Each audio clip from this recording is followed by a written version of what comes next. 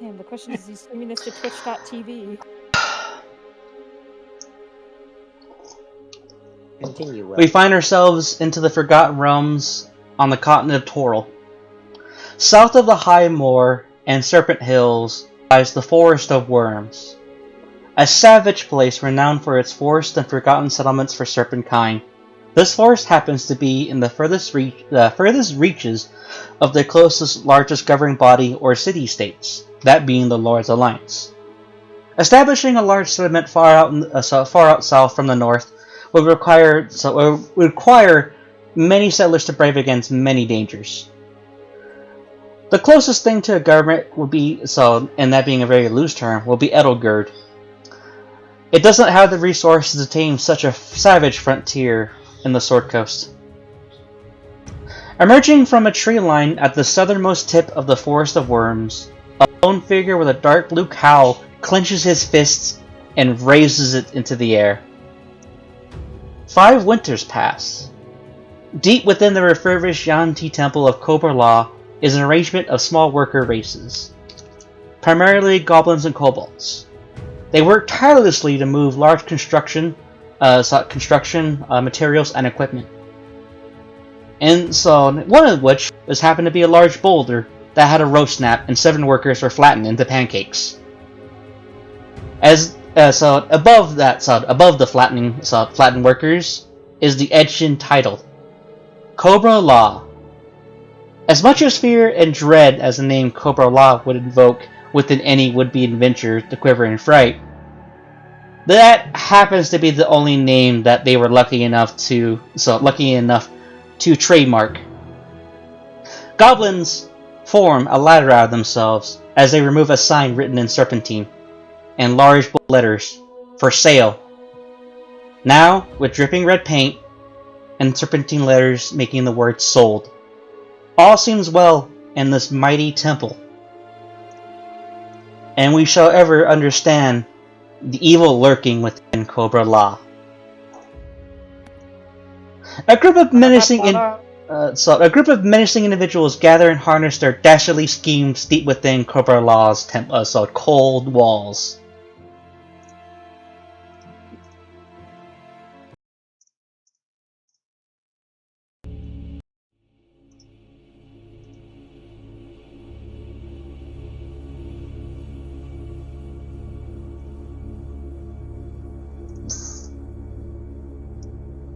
After many diligent hours of arrangements for future battle plans and expansion of the roots of this growing organization, a seemingly young Azamar has finally found the time to relax in the bath ever so constructed and provided by his employer. Feeling appreciated for his mind, there is a beauty of constructed, wanton destruction instead of randomized destruction. May we all go to slide 4.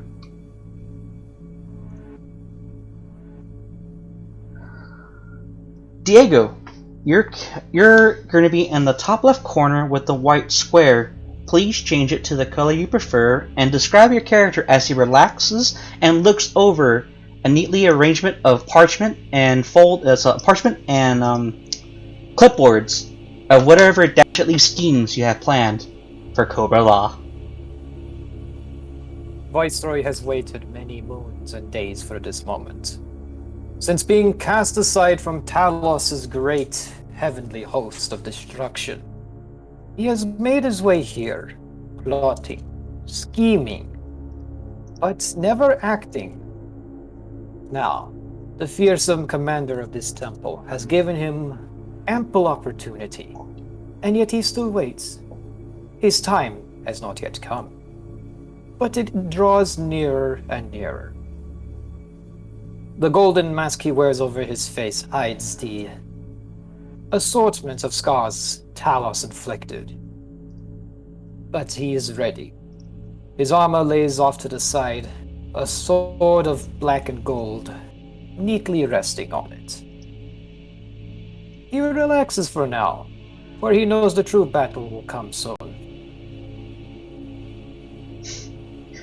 Although he is at peace now, he knows it'll only be soon enough that he can start some real shit. If only his co-workers don't get in the way first. And if his benefactor remains blind to his true designs until it is too late. As you ponder great schemes, you hear a very loud, like slight ringing of a small bell chime. As you glance toward the side and notice that the heat room, one of the many doors of the heat room begins to, a window pops open as a small snout of a worker kobold pokes on through. My lordship? Are you there? What is it?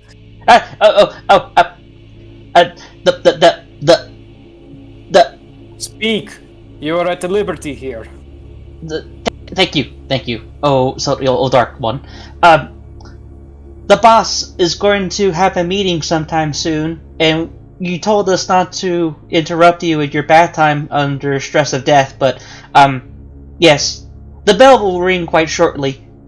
Please prepare whatever you have and meet on the third floor. Very well, thank you, young one. Your service is appreciated. You're not dismissed. Oh, good. You're not gonna eat my heart, are you? Why would I want to eat your heart? It's lacking in nutritional value. I will always eat bugs for the rest of my life. Goodbye, sir. As the hole closes, as the snout eagerly just skitters away.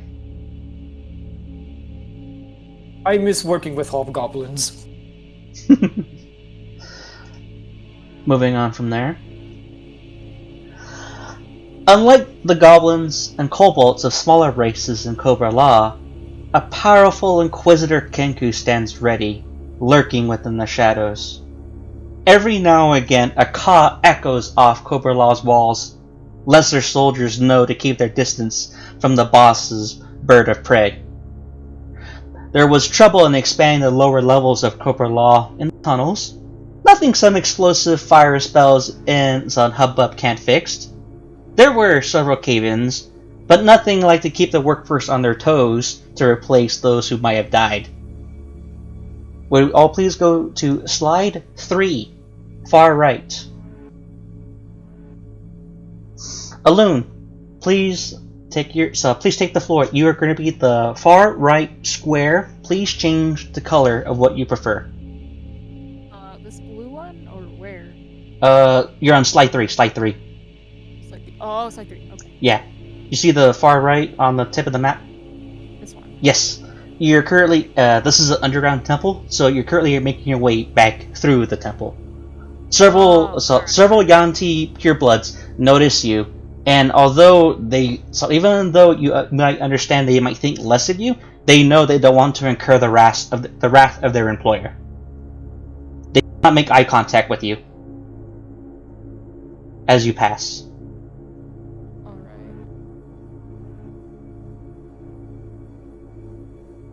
So I would assume I'm inside now, correct? You're making your way through.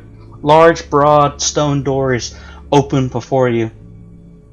Standing in the middle of the temple is a meeble, weak goblin fort.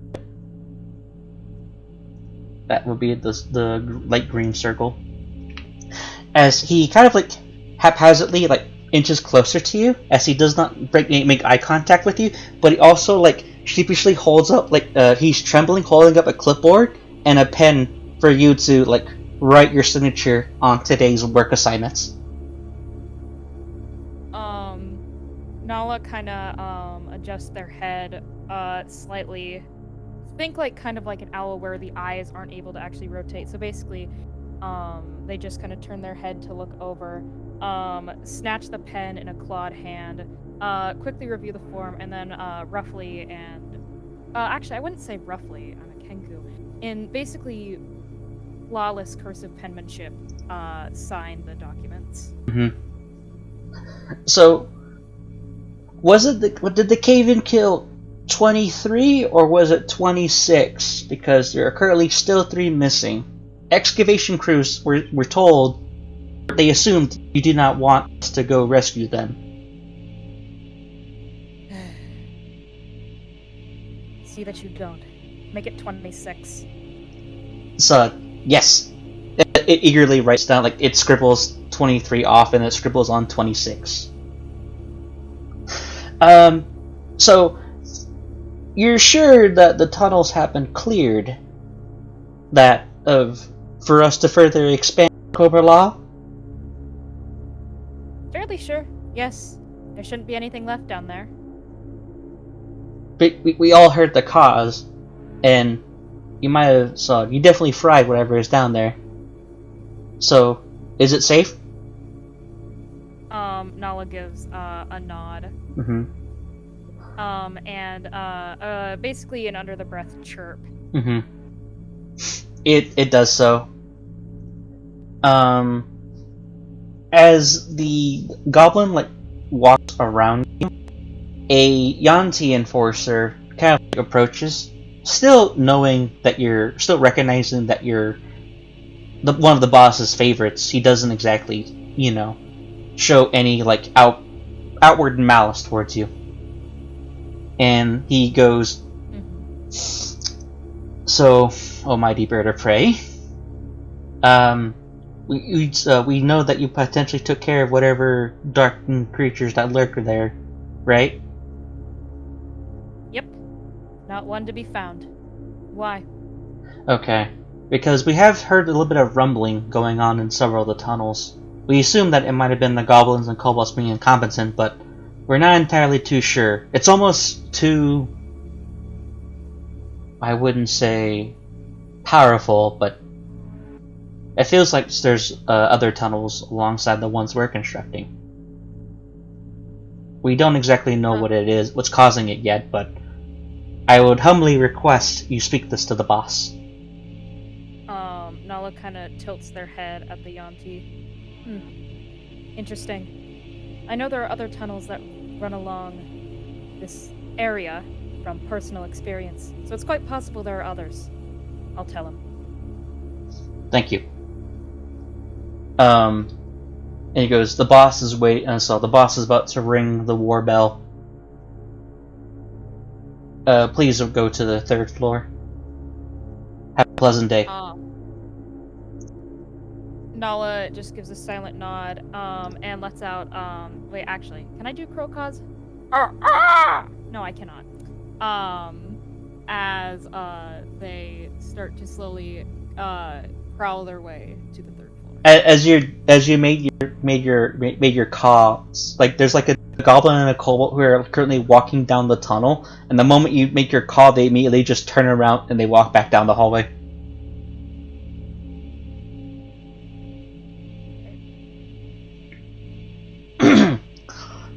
Never one to turn down an order, request, or taking statements too seriously, a courageous and efficient kobold wanders around Cobra-La. Posturing himself, after wandering around for quite a while, he thought he happened to be caught up in some orders, hearing some echoes of orders down the hallway. Not one to ignore an order. So this kobold eagerly jogged down the halls and postured himself to stand next to Cobra-La's head cook, orc cook. Scraps rain on the floor as his tail taps rhythmically on the cold floor. This kobold is the boss's favorite kobold. Will everyone please go on slide 3, top left. Cool.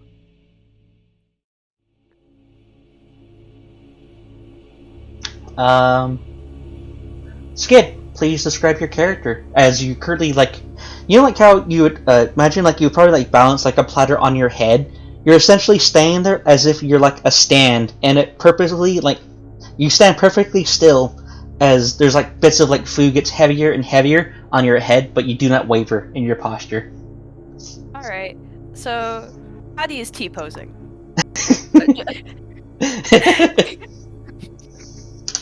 He is God damn it. Okay, so he's I almost T-posing. choked into my soda. So he currently has a plate balanced on top of his head, plates balanced on his arms and plates balanced on his tail as he stands perfectly still, practically a table. He's just standing completely still, staring deep into the non-existent abyss that is underneath the table, since he is too short to reach the top, as he waits for his next command on what to do with all these plates. The orc chef Lorg, he kind of like, he doesn't exactly, so he knows you can tough it out, and regardless of him asking like if you can handle it, the framing of the question naturally confuses you, so you just basically like shrug or do like do not compute. So the orc just kind of just shrugs, and since you're a kobold, and you work close to the boss, he just kind of assumes that you're more so like the like the food carrier. So on top of it, he just kind of like looks at you, "Hey, little one." Yes, sir. So, little one, could you probably place that platter down over there, and would you kindly kindly kill whatever's in that pot? I don't think I gave it a good bashing a few times. Sir, yes, sir. He waddles over so that way he doesn't drop any of the other plates. He waddles over and sets it down.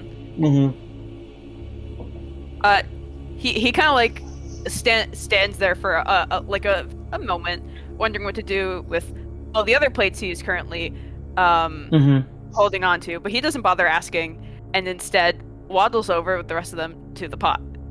Alright. Once you pop open the pot, you currently see that there is a family of basically newborn gricks, and some of them are like basically like attempting to crawl out of the pot, and there is a knife and a mallet next to you.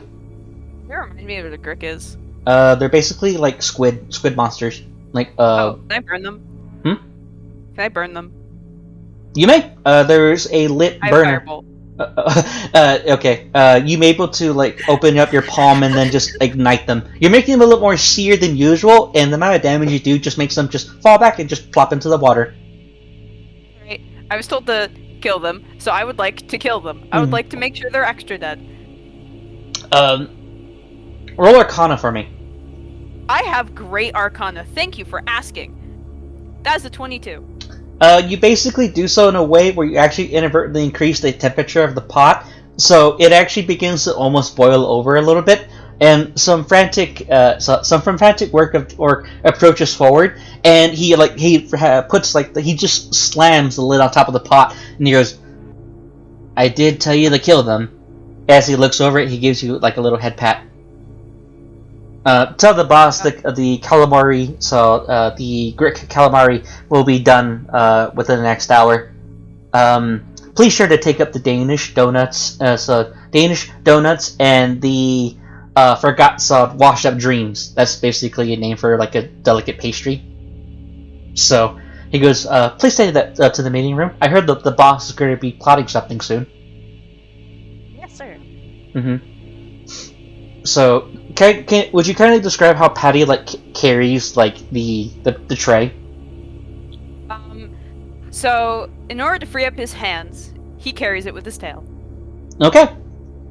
It's thick enough to the point where, and it's flat enough to the point where he can basically just use it as like another arm. Okay. Or, like he can hold things on it. So he just holds things on his tail as he walks, being careful not to spill it. As you do that, he goes, "Don't spill any." Yes, sir. And then he kind of goes,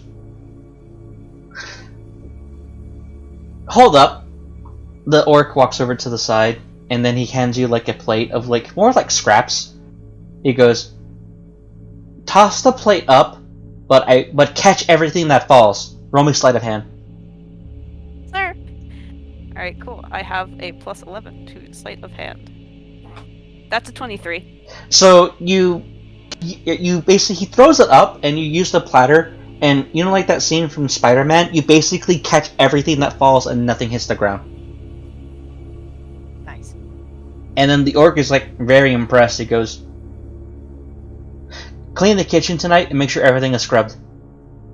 Yes, sir. So good. And he goes, "Well, looks like I don't have to gouge out his eyes out for stew later." And he ponders that to himself as you wander away. I love I still love the first line that I did as Patty. He's T-posing. Mhm. Patty is T-posing. A quarters that would appear a dumping ground of notes, office utensils, and jargon on the walls. A dragonborn frantically arranges his paperwork for the next group meeting with the boss. With so many inventions and so little time, the swollen inventor possesses comfort in his research, will not be harassed by such trivial things such as ethics. Will we all please go to slide 3, bottom right. It's the cultist quarters. You may change the color to what you prefer. Alright, so Cooper, take it away. What you currently have like a bit of arrangement of like stuff like that, and your current latest invention, the mind-controlled mustard, didn't exactly go as planned, but you did arrange a alternative of what to do with the product.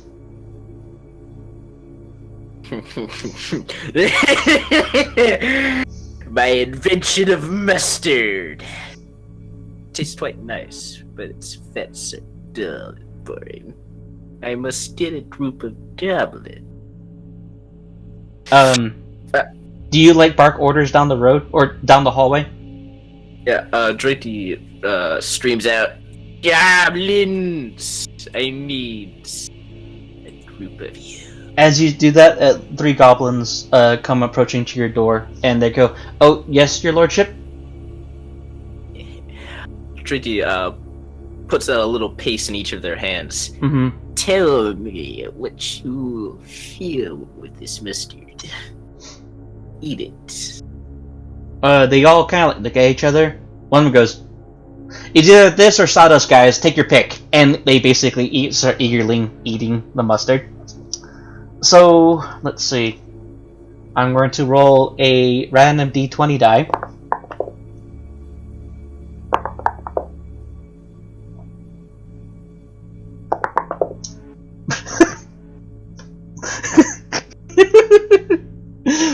Okay, the first goblin, he drinks it and he goes,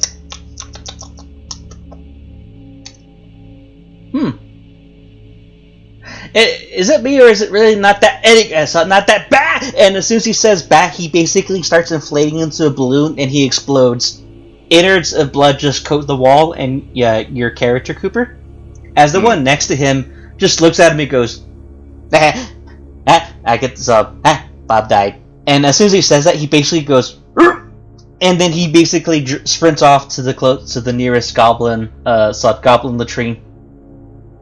The third one, he just kind of just stands there and waves at you, and he goes, "Well, I wouldn't exactly say that the mind control or the mind control thing is actually working out too well." And he basically talks so much to the point that he runs out of breath and he topples over, dead. A failure.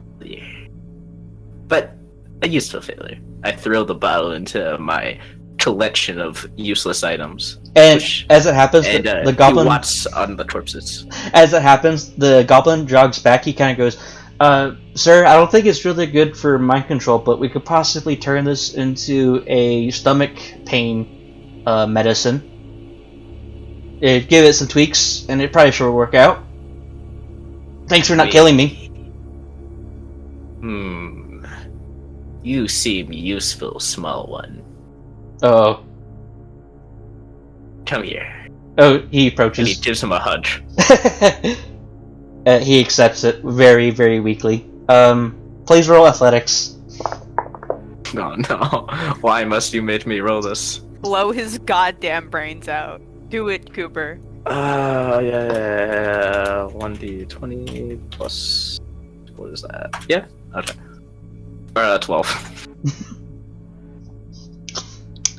He rolled a 2. So you snap his spine. And he just... "Thank you, your lordship!" As He'll heal in a day. As 2 kobolds walk up, they nod to you and they just drag him away by his feet, not caring that his back is bumping against the floor every step of the way. Ow! Ow! Put some salve on it. So, you do know that there's a meeting coming up.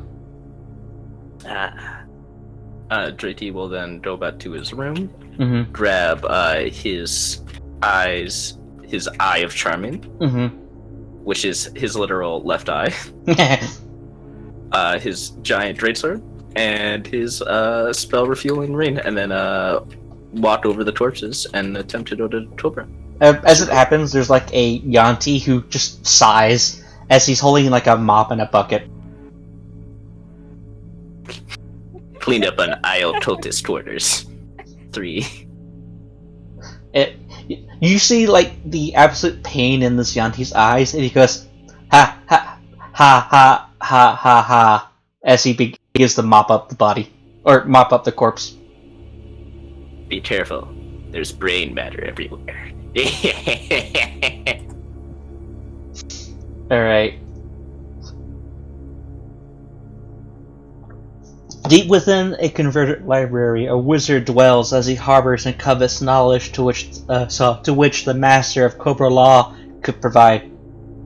Most lowly wizards foolishly risk their lives, but working usefully.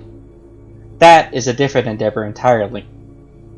That doesn't stop him from running his mouth, never-endingly, to which was not uncommon for his colleagues to cast silence in his presence. Not ones to always to recognize his genius in whatever he tries to convey. It's not so bad here at Cobra-La. Just provide ever so useful spells. Spells for the boss, and everything should work out fine. I mean, he's still footing the bills for all these experiments as well. Please go to slide 4 on the far left. In the Pure Blood Chambers on the left-hand side of the map, Edward, go ahead and change the color and introduce your character.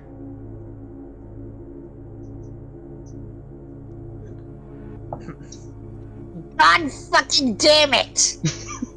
Do you seriously mean to tell me you get drunk one time, except alone from one guy that you just meet because you're ranting about your constant nemesis being a pain in your ass, and then you're stuck in this godforsaken dump? Good books though, but god fucking damn it!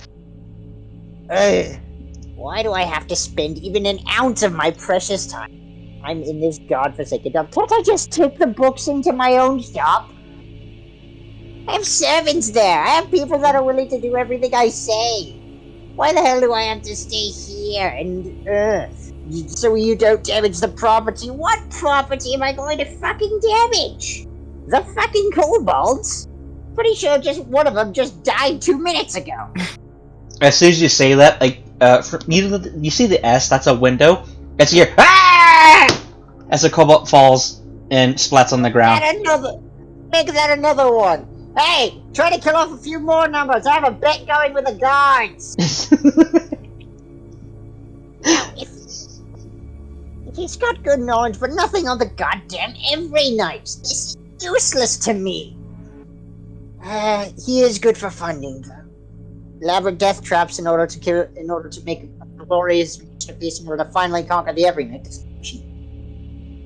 Then again, I don't give a shit. I hate it here. It's annoying. My back aches from looking at all these books. Someone begin reading to me. As soon as you say that, the door opens as the Yanti assigned to be your the library guard walks up. Thank God, can you fucking read? Yeah, I can't. I don't give a shit what your name is. I don't give a shit if you came here to serve me. Just read the goddamn thing to me. My neck hurts from reading it. As he walks up to you, he basically just rolls his eyes, and he looks at the book, and he goes, "Are you serious?"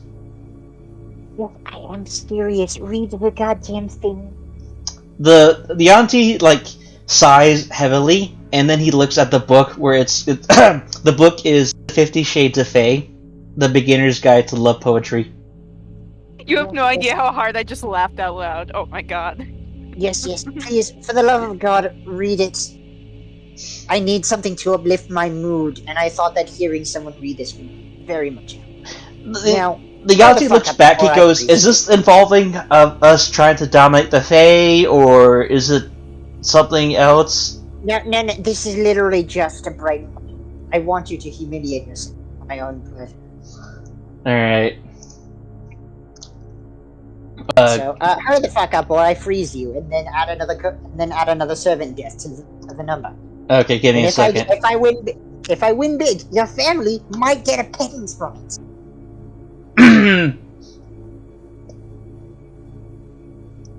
Give me a second. He has to real quick draw, write bits of 50 Shades of Fae. Well, I know what I asked is quite embarrassing. If it helps, I'll open the door so everyone else can laugh at you too. I sent it to you a while ago, Will. I know what you're going for. Yeah. Give me a second. What the fuck? That's what I'm saying! Why is it taking so long?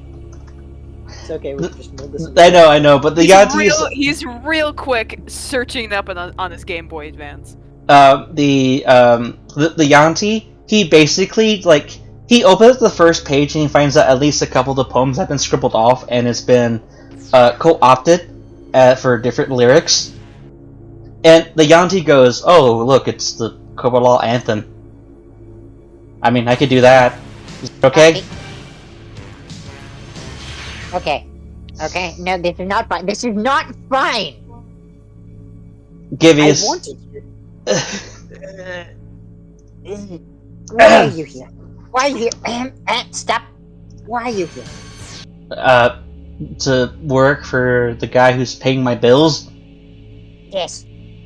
Right. Now, do you think he's going to pay your fucking bills if this is how you pay your fucking guests? You're right, sir. Allow me to fix that. No. Who gave you permission to speak? Speak when spoken to? Excuse me, why are you still speaking? First, let me tell you one thing. You do a good job here. I'll admit that. You do a very fucking good job. Except for the fact that you're not goddamn suffering so that I could feel better about not killing the goddamn every night. Is it so much to ask for that I just get one measly request done and you suffer for my own mental health? I have been working really hard and I deserve this much of a cut. Okay, give me a second.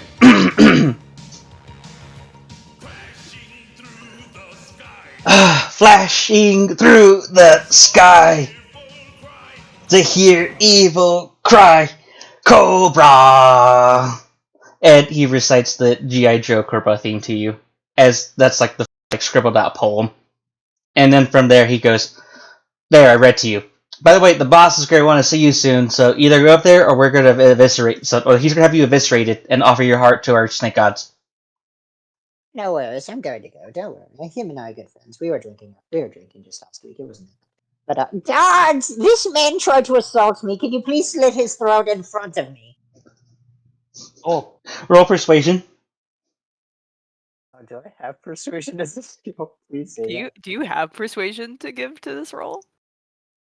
Just ask your friendly neighborhood Kenku to come and roll intimidation for you. Oh, hey, wait. Ed, what's your dump stat? What's my dump stat? What's your dump stat? Oh. Strength and dexterity. I have a -2 in wisdom.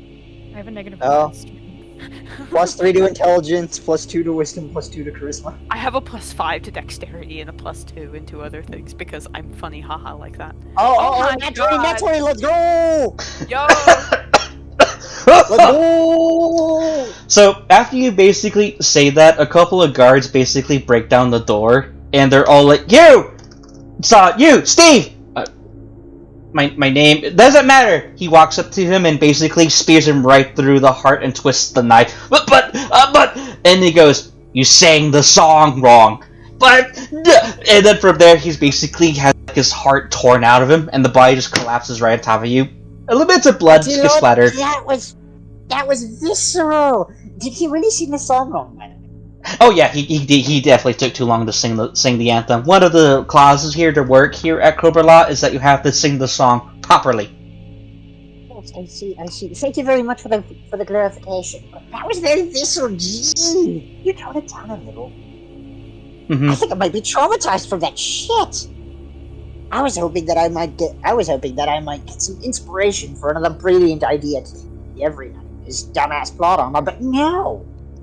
I think I've been turned off by a few ideas now. I didn't think that was possible. That was brutal. Have you ever thought of becoming a supervillain? As soon as you think that to yourself, each and every one of you within Cobra-La hears this.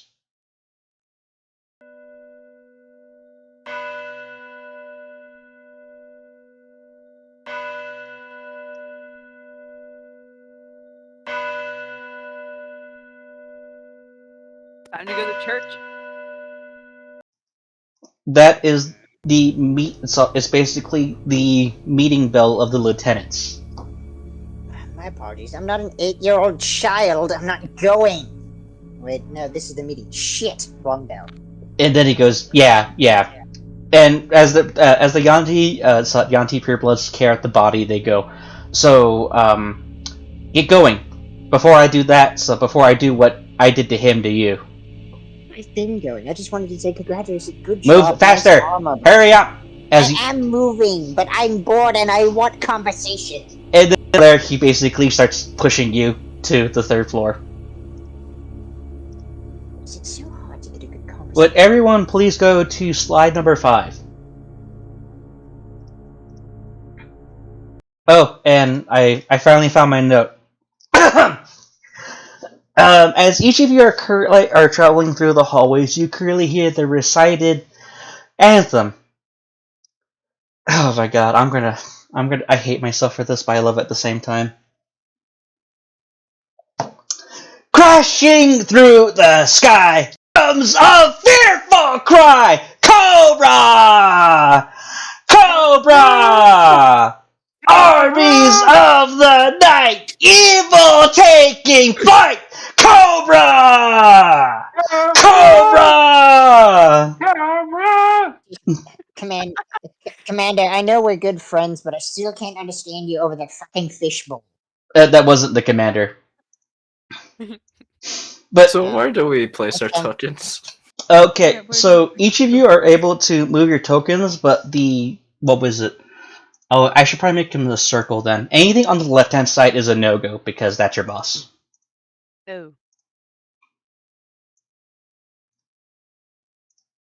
I had to throw in the extra cores of Cobra. Thank you. Where's the Dragonborn Artificer? He's like one of 2 competent people in this godforsaken. So She'll be a dragon. You see, Nala turned to you, Malik, with this. Other one! Yes! More than one competent person in a room at the same time. Oh, thank you. Oh, Thank you, Hagen. so You see Nala turn their head and let out like a small. so Yes, those bird noises are very calming. Thank you. I just underwent a traumatic experience. before you guys place your tokens there, I would request that all of you stay square so I could keep up for visual sake. And the other thing too is that the only person who could possibly be able to stay on the opposite side of Cobra would probably be Viceroy. The rest of you will have to either 2 sit north and 2 sit south. Okay. Patty comes in the room and he sets down the tray on the table as he is supposed to. I think. Yes, can you fetch me a beer? Yes, sir. And there's like a liquor cabinet right underneath the table. Yeah. So Patty immediately starts to get him a beer. Yes, thank you. Now open it, please. Oh, you're much more helpful than your friend. You see Patty immediately open it as soon as you ask him to. And so helpful. Can I get one of these for the road, please? He's not pointing at the beer, he's pointing at Patty. Nola turns to Malik. So what did even happen? This traumatic experience? It was fucking terrible. See, there I was in the study, attempting to learn whatever I could about the goddamn Evernight. I'm sure you've heard plenty of the rest of it. I've gone on record.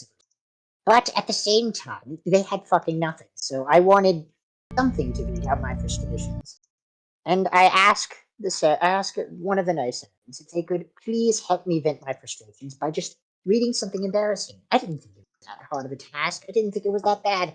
He refused and decided to assault me instead, and because of so, I had to call the guards. I mean, look at me. I'm no good in a fight. That much is apparent. Yes, it's very apparent. Thank you very much. But then, all that happens is he tries to assault me. The guard comes in, fucking eviscerates him in front of me. Like, You dear see, you gods. see Nala kind of tilt their head. What's wrong with a little evisceration in the morning? It never hurt anyone. Did his brain splatter around? Yeah, I don't think his brain's quite snapped. But at the same time, his heart did get impaled right out of his chest and thrown out quite viscerally. But I almost got blood on my new lab. By the way, as you're talking, you see Patty pour you your drink and like walk over to your side of the table, put it on the table, and wipe off the little bit of beer that was on the outside of the mug that was about to hit the table for you. It's so helpful. Come here. And he's going to like pat his knee. Sit here. You see Patty immediately set down the bottle on the table and sit on your lap. He's going to be petting the cobalt. Yes, Wonderful. Yes, this thing is very helpful. Yes, indeed. You see, but it was quite traumatic. You see, I'm quite worried. I didn't expect to get blood all over my new lab. you see Nala put like a clawed hand on the table, and you notice that it looks like the entirety of their outfit is currently covered with like debris. Getting your clothes dirty is kind of par for the course here. It's We have high turnover rate. That much is I certain. feel exactly. terrible that you guys. I'm so glad that I just got roped in by some stupid loan I made when I was drunk. Seriously, my God, is there any way that we could possibly get you? Like, yeah, I've got plenty of space in my castle. There's You have only a an occasional. castle? Of course I do. What Our evil of a benefit- villain would I be if I didn't have one? Our benefactor insists that all operations be run from this temple. So, as It each is of in need of serious renovation, yes, but he is keen on making it work. each of you are currently The renovations make it less shit. as each of you are currently like conversing with yourselves. One of you, what was it? Each of you currently notice that you hear like a very loud, like skittering, as a severed hand hops up. And then from there, it points up its fingers at you guys, or points up its index finger and its middle finger, and it kind of like moves it around like as if they're eye stalks. And it basically kind of like looks around, and then from there, it wanders up to the side, and where it basically wanders up, and it hands each of you a bag of gold.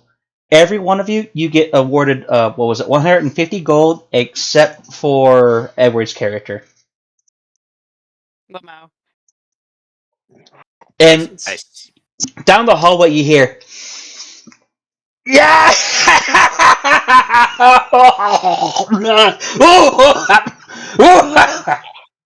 Try not to vomit in the doorway. Some people use that. As it happens, a flame skull basically starts to float up. Hey guys! Sorry I'm late. Had to make sure some stuff are taken care of. No worries. Did you vomit on the floor on the doorway? Please say no. No, I could. Even if I did, I only vomit flames, dude. That doesn't like- matter. You see, Just because I see- have a doctorate in water and in water magic doesn't mean that I'm willing to put it out.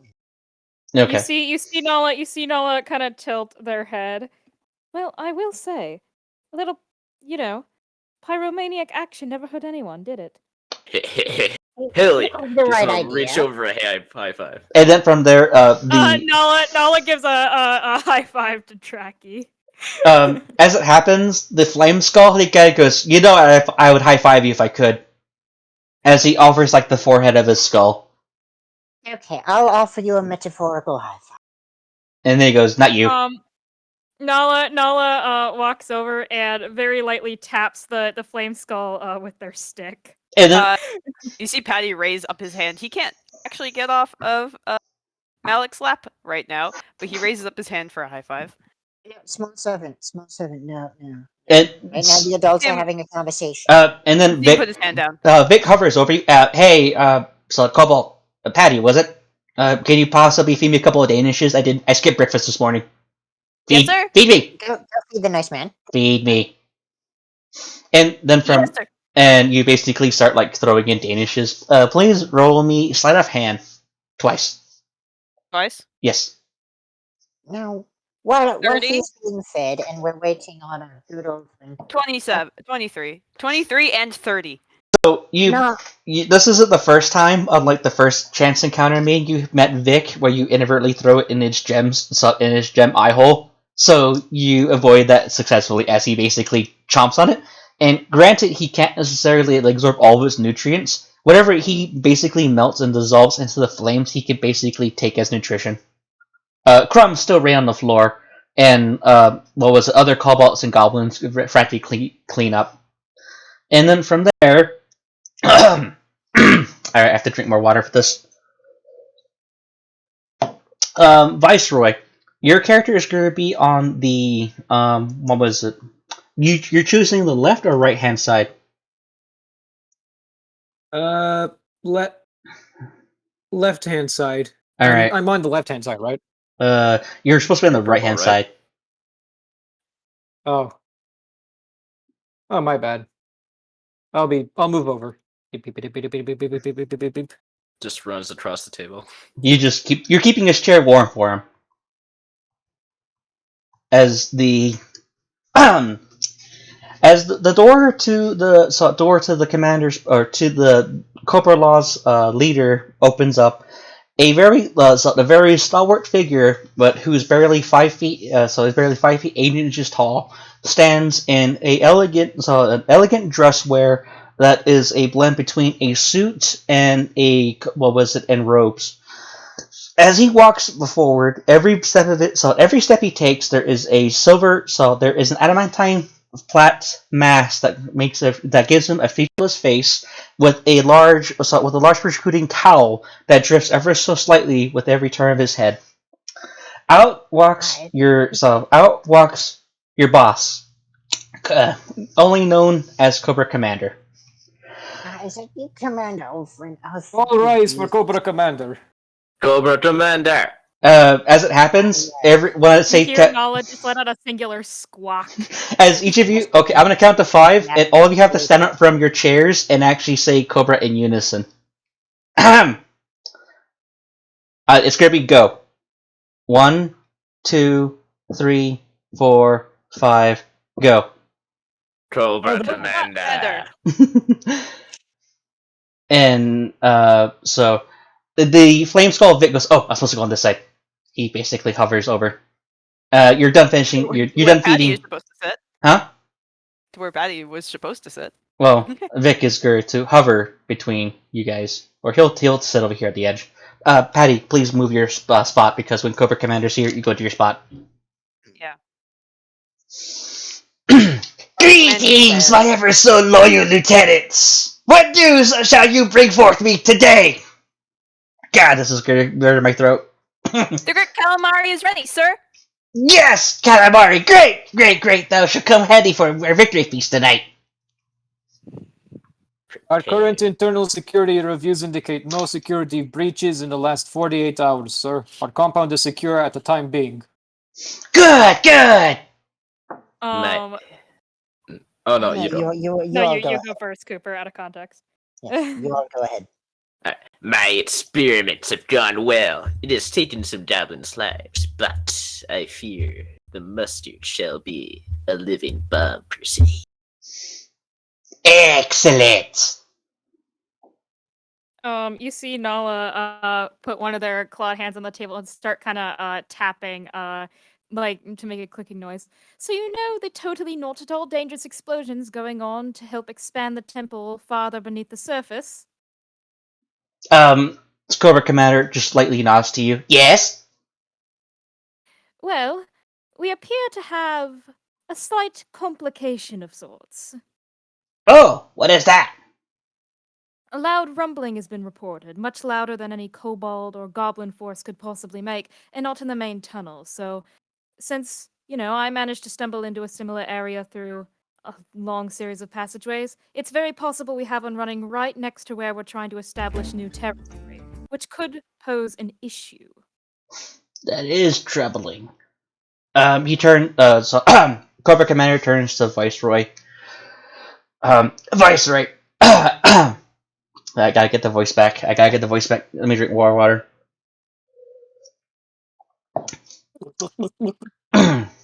Viceroy! See to it that a scouting party shall be searched there, and be sure to have some Yanti go with them as well. We don't want the workers get too clever now, will we?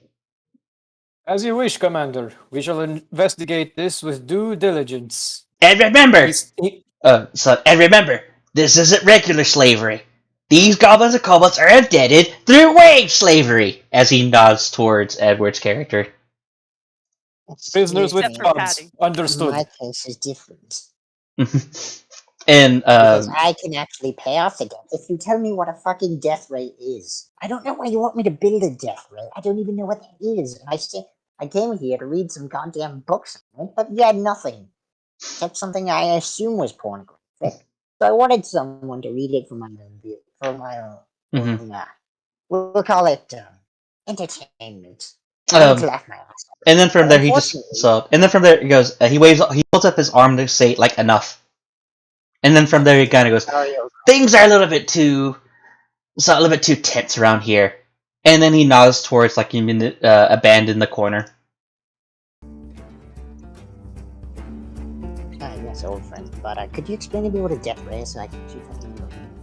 Please. And then from there he Cobra Commander stands up and he walks over towards as goblins and kobolds basically. The workforce is fucking. What? The workforce is fucking. They've produced goblins. Yeah. So They're like rabbits. So as it happens, they basically good. We know the reproduction rate is keeping up, and as they assemble their workstation, and what happens is that they form like a board, and then from here goes. So as you can tell, evil is up 27.4%. Thank you very much, Nala, for securing more that way. And if we try to keep up with this trajectory, we can sufficiently have a number of cats, family pets murdered, and pets kicked. So. If we try to keep this up with this trajectory, we could definitely evolve our evil slightly further. By the way, how is that mustard coming along? Can it turn a profit? It's. He looks at his hand, which is covered in gray matter. You know what? Maybe. We could sell it on the weapons market. And then Can from always be repurposed as a weapon. How do I put it? You see Nala turn over to him. It's explosive. You know who you can give it to. Oh yes, we know who we can give it to. Yes, me. Oh yes, of course. And then from there, Cobra raises up his ruler and he points it toward Patty. Patty! You see him like shoot straight up for one who's touching before, and he goes, "Yes, sir." And he goes, "What is your least favorite vegetable? Corn or turnips?" Turnip, sir. Turnips. Good. And then he leans down to like basically like an attendant. Make sure we burn the turnip fields next. And then he nods as he eagerly waddles away. You see Patty get a little bit of a. You see him have a large grin kind of like form on his face as he kind of like nods at Cobra Commander and starts swinging his legs back and forth. Oh, like very like limply in the chair. And then from there, yeah, because the chair is too big for him. yeah. And then from he there, doesn't feel like fixing it, and then from no one has commanded him to fix it. and there's like a goblin who salutes right away, boss. And then Cobra Commander just scoffs at them. Don't call me that word. I don't like things that involve me from other people. Sure. I get to leave Cobra-La later in the day, make the biggest decisions, and we make goblins our workforce through wage slavery. So, speaking of which, I want to congratulate all of you as we actually reached a new profit margin for this month. So, if do any of you currently have any ideas on how we can expand our evil?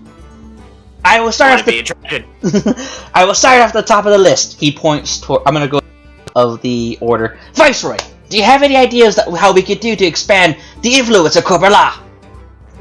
It is possible we can diversify our workforce. As of now, we are relying too much on lesser races such as kobolds and goblins. Though ferocious in numbers, they aren't going to be much of a threat when posed to the larger races such as humans and elves. Damn the elves, they ruin everything. Therefore, I suggest we begin diversifying by hiring new mercenaries to our cause. Hobgoblins and bugbears, perhaps.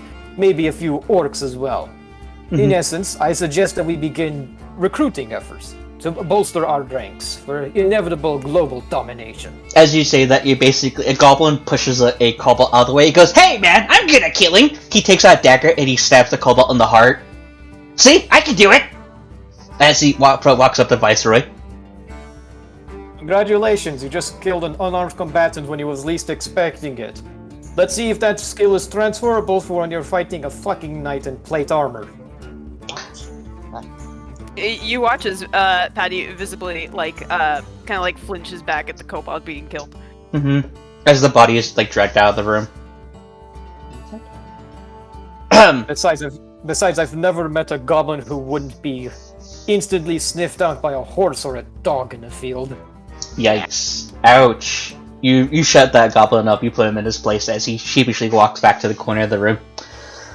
And then from there, Cobra Commander eagerly nods to you. Good, good. So expanding our workforce. And he goes, do we have? So that speaking of which, we should probably allocate some more stuff like that because Taunton has been making a rather bigger profit lately. So it seems that there's such new trends with like these special shoes called Crocs.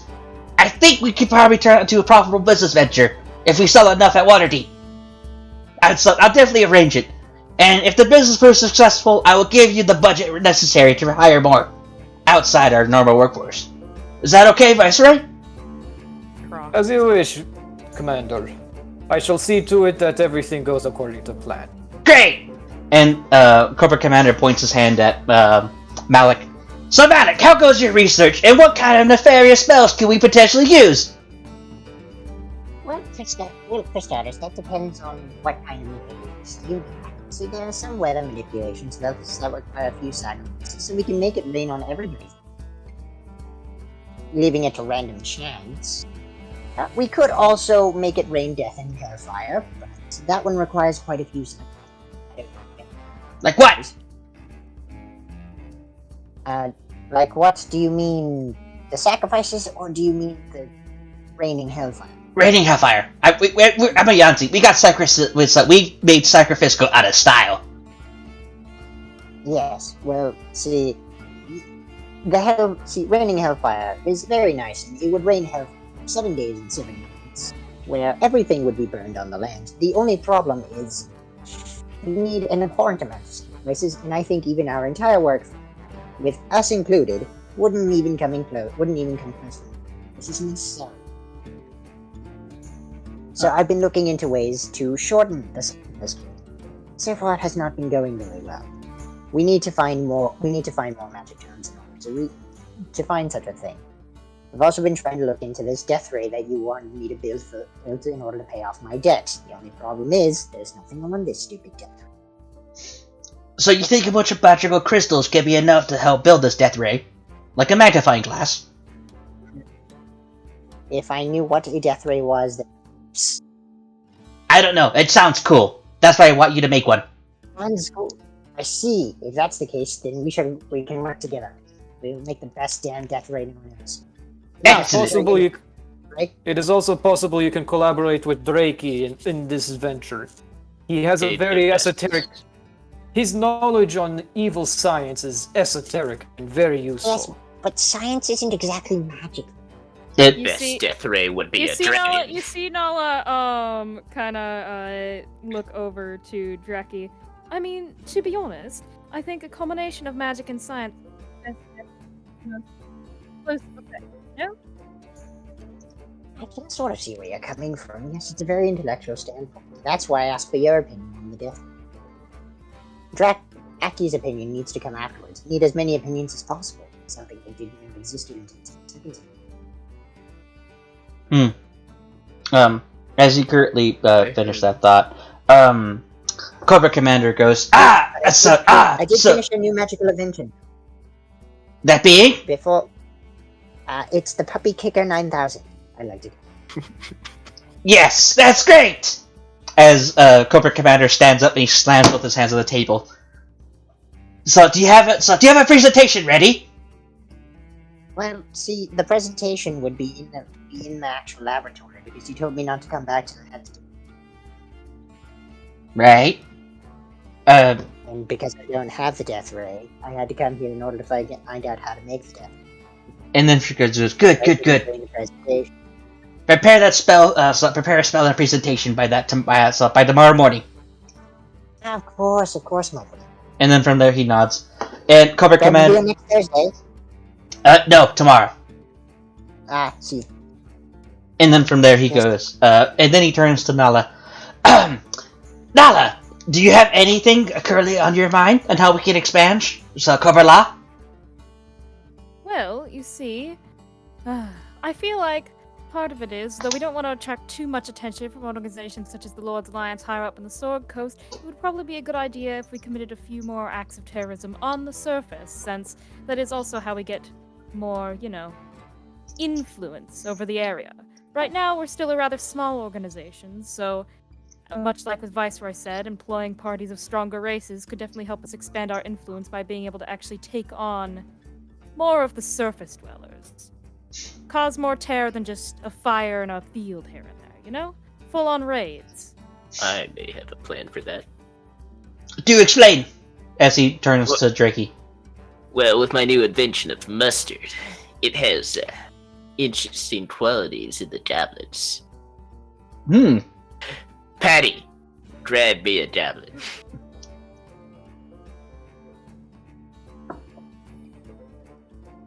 Did. What? I asked Patty. Oh, I asked Patty to grab me a goblin. Okay, Patty will stand up and quite literally pick up a goblin and bring it to him. I pour the mustard down his throat. Rolling a d20. Viceroy is just folding his arms, looking really intrigued about what's gonna happen. You see Nala lean in. As soon as you pour it down the goblin's throat, Patty sets the goblin down on the table so that way everyone can see. He basically leans up at a 90-degree angle and he goes, that's actually pretty tasty. And so you hear some rumbling, and then he goes, what's that? And then from there he blows up like a balloon and pops. As Gallagher blood and other stuff just paint you guys' walls. I'm gonna roll a round of dice here. You see. The head flings at Patty. I'd like to dodge the head, please. You see Nala, instead of clapping because they don't exactly have hands, enthusiastically tap their claws on the table. To dodge the head, please. Roll a dexterity save. This is a save. Okay, I have good dex saves. I think I'm fine. 23. Okay, so the head basically just splats against the back of your chair and just basically rolls off to the side. And then from there, Cobra Commander nods. Good. If that does that kind of thing on the daily, we could definitely probably sell that as a trademark product. I was thinking more of with Nala, as your words your own. You said we needed more damage, correct? You see Nala nod, and you see their eyes kind of get this gremlinish sheen. I put the bottle of the mustard, and then fold it, and then Drinky puts his hands to there. What if we put it in our water system? You see Nala give a little squawk of excitement. Ooh, yes, good idea. We need to mass produce it to get enough of it, I think. But that could work. An entire town. If you try to put it in the water system, then what happens is you end up getting goddamn superheroes to interfere. What we need to do is be subtle. Instead, look for ketchup bottles, replace it with this stuff, and then we'll instantly get millions of people before they know it. But the mustard is an important quality. No one wants mustard. Yes, it needs to be a very good quality. No one's doing it. You've made a wonderful product, Steven, but we need to think about the fact that superheroes can fucking interfere in the plan. You're too It is worried possible about we- superheroes. Have It is you had to possible- fight the goddamn every night, every Saturday morning? Saturday afternoon. Thank you very much. So, I believe it is possible we can use the mustard to crop dust local settlements on their farms. That way, the food is a ticking time bomb. If it is sent into a castle, chances are the tainted food would hit nobility as well. Wait, Yeah. we But are I live in having. Moscow. What if we start selling it as a elusive product? Something only the best can buy. as Pineapples. Yes! As- Wait, pineapples? Pineapples are very expensive and hard to grow in this area. Yes. They can fetch for millions just to rent one out at house party for rich people. I've never heard of this. Pineapple. It is- you see- it is- Get all the lower people.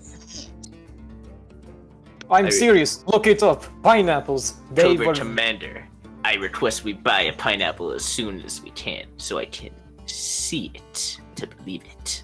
God, I will have my contacts. I have a contact of wire deep, something like that. Heck, Sir, I can just steal one for you, sir. and then from there it goes. Aw, aren't you so lovable? He basically starts to like pet you like a cat, on your snout, and then from there, and he goes, "You can't travel across 3,000 miles and then be brutally murdered by wildlife. I can't allow that." Yes, that reminds me. Can I bring one of those home? What now? Malik starts pointing at Patty. I can't bring you one of those. No, that one's mine. It's mine. He basically he basically pulls Patty closer. You Cobra see, Nala kind of look over to Patty. Yes, I would be a little bit disappointed if that one was, made an unfortunate end. This one has a name, sir. My name is Patty, sir. Cobra. Yes, it's very nice to meet you, Patty. Uh, I would Nice not, to meet I you would as not well. dare kill it. Oh, Patty. It's probably safer outside of here than it is here. Do you know how many kobolds die a day here? So Patty, give us an idea on how to further expand our enterprises. Sir, yes, sir. You see him think for just a moment. Sir, I feel like we should keep some puppies for ourselves, sir. War dogs. Get dogs. You see, The mental Nala health of our soldiers, sir. Laser Beast. You see Nala think to themselves, they do make pretty delicious snacks on occasion. Food and The smaller one. Happy to fight that every night. You wouldn't be expecting. food and warriors. Have you heard of demon dogs? I hear they're quite ferocious. That they are, but Oh, unfortunately, definitely. unfortunately, a couple of our animal handlers got eaten in the process.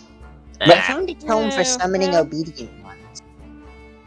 In Yeah. addition, I would also like to remind the board that our current animal supplier for war mounts and guard dogs, Easter Dave, is once again withholding product until we can accrue more funding for him.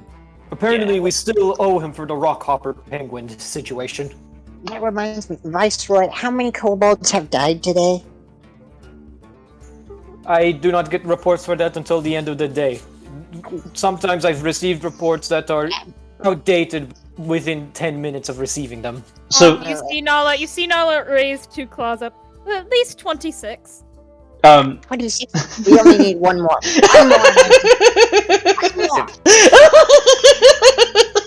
Patty. Patty, please. I want the money. I need you to go kill one of your friends. Sir, yes, sir. You see him immediately get up. You see What him is this? immediately get up and find the nearest kobold, pick him up, bring him to the table, put him on the ground, and stab him. roll the hit. No. JT protest. Why? Well, why did you find that so funny? You can just tell him not to do it. Smaller dragon, stop. You see him as he's about to bring the knife down, immediately stop. Grab it up. Draki, you knew I would split the winnings with you. What? I have a bet going with the guards. 27 need to die today. Damn. You see Nala think to himself, though maybe we only disguise 23 the are goblin as currently dead, though, those other 3, I don't think they're turning up anytime soon. So you guys like to like imagine. So as much as like you have their like factories where it has like X days of like until like the last accident. Well, while outside of Cobra-La is like a sign where it actually has like hours and minutes and seconds. So it constantly resets like every other 15 to 20 minutes on a workday. So Yes, like minutes from last workplace accident or death. But more importantly, have 27 died. Call high or low. Hi. As soon as you say that, you basically outside the window you see another cobalt fly. Everyone kind of like sees like a cobalt fly, fall off the top of Cobra-La as there's construction out the altar at the top. There's another one. But does that make 27? That makes 27. Everyone keep count. That By the makes way- 27. Yes. You still see Viceroy. Patty just standing there, still holding this kobold and a knife almost to his Yes, throat. you can waiting let that one. You can let that one go now. Tell him we granted him.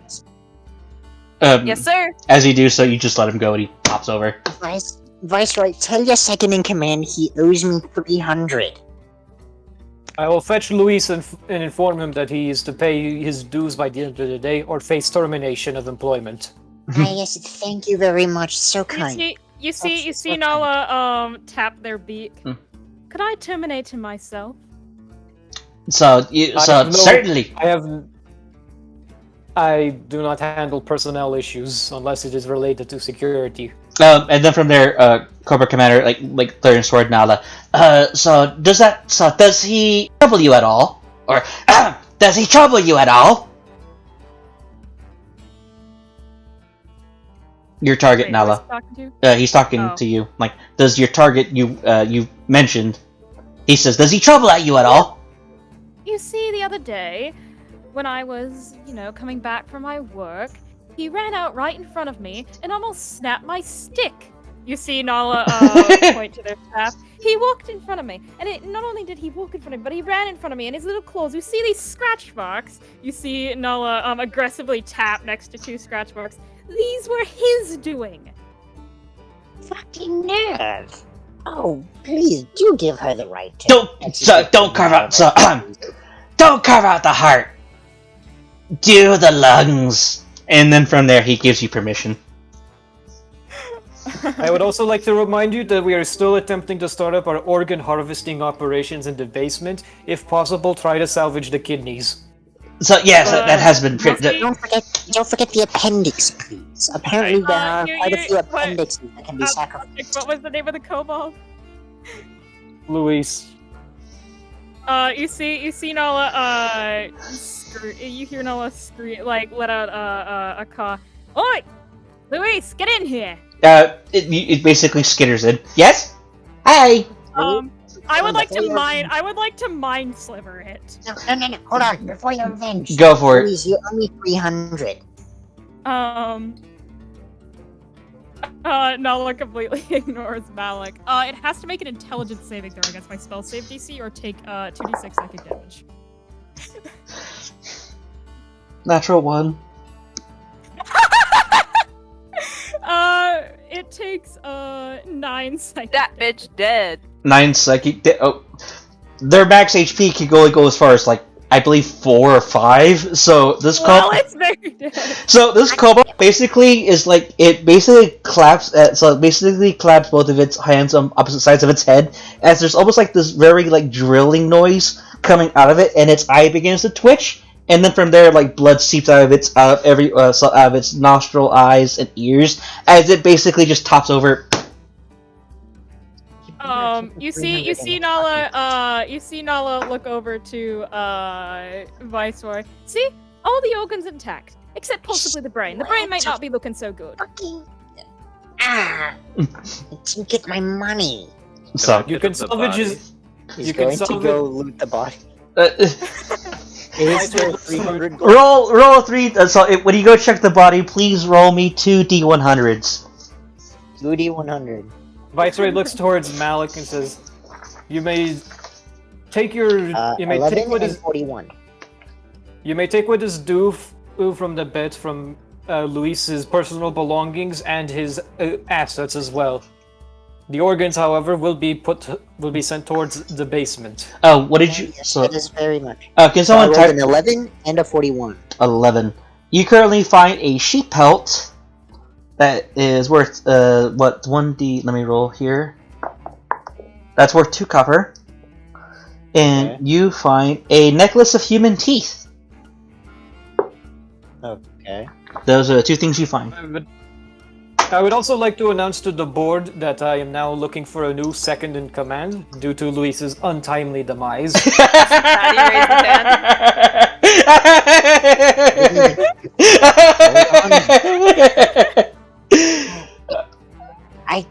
Excuse me, Viceroy, I don't think he has 300 gold. Total. You see Patty raise up his hand to Viceroy. I'm convinced that if I rummage Yes, through all Pat. his shit, he'll only have like 10. I'm available for the position of your assistant, sir. He just looks at Patty for a very long time before he says, "I could do worse. Hired." You see Nala look over to Viceroy. I would say Patty's the most competent of the kobolds by far, so I think you really couldn't do worse, actually. So, Little guy has survived. What least Patty 2 lacks in days. competence, he more than makes up for in loyalty. That will be his essence for security operations. I'm also the oldest kobold here, sir, at 2,666 days, sir. Oh, that's a very good resume. I think he means minutes, as a goblin whispers to another goblin. No, that's days. But the goblins, they don't care. Gotta keep talking shit about the adorable. Then he goes, no. They just basically, they start humming to themselves and they go back to playing music. Alright, so... Patty is like 7 years old. Buddy, you hear me? Alright, guys. He's 7. And then from there he goes, excellent. All these great, wonderful, and wondrous ideas. I gotta drink more water. Alright. I want my 300 gold. By the way, that's Malik saying that in person. Yeah. So, That just- voice and everything. Hold on. How much gold do you currently have? 0. How much gold did you get off the guy that you just looted? None. Oh. Patty is going to take out all of the money he owns, which is 150, and hold it out to you. That's lovely, but you keep that money. That money needs to come from him or someone pertaining to him. You I see shall Patty. inform his next of kin that he will have to work off the debt towards you. I believe their family works in the compound south of here. We can have them working as your personal manservant until they pay off the debt. Yes, more hands for my crops. Yes, that would be very lovely. alright, so, Nothing beats organic food in the castle. alright, guys.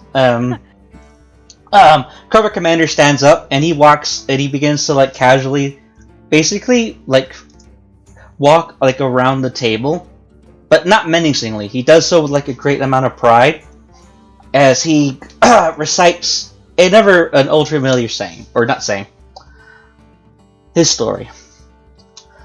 When I was a spy for my kind, I was a used carriage salesman, and I was so good that I was good at my job. I made the most profitable used carriage business in several regions. That was until I ventured into new carriages, but let's not dwell on that for now. But for now, I have gathered the most visionary thinkers of evil I could find. I greatly appreciate every single one of you, and by the way, I've done more crunching of the numbers, and I can start including dental as part of your healthcare plans. So whatever you guys require, be sure to fill up the form, and then alert the nearest goblin to report the records. So now we have your health care, your dental care, your insurance, and your retirement funds all have been ever so discreetly stored away, and thankful for your service at Cobra-La, we are now the most profitable we've ever been! We shall now expand more evil than ever! Hurrah!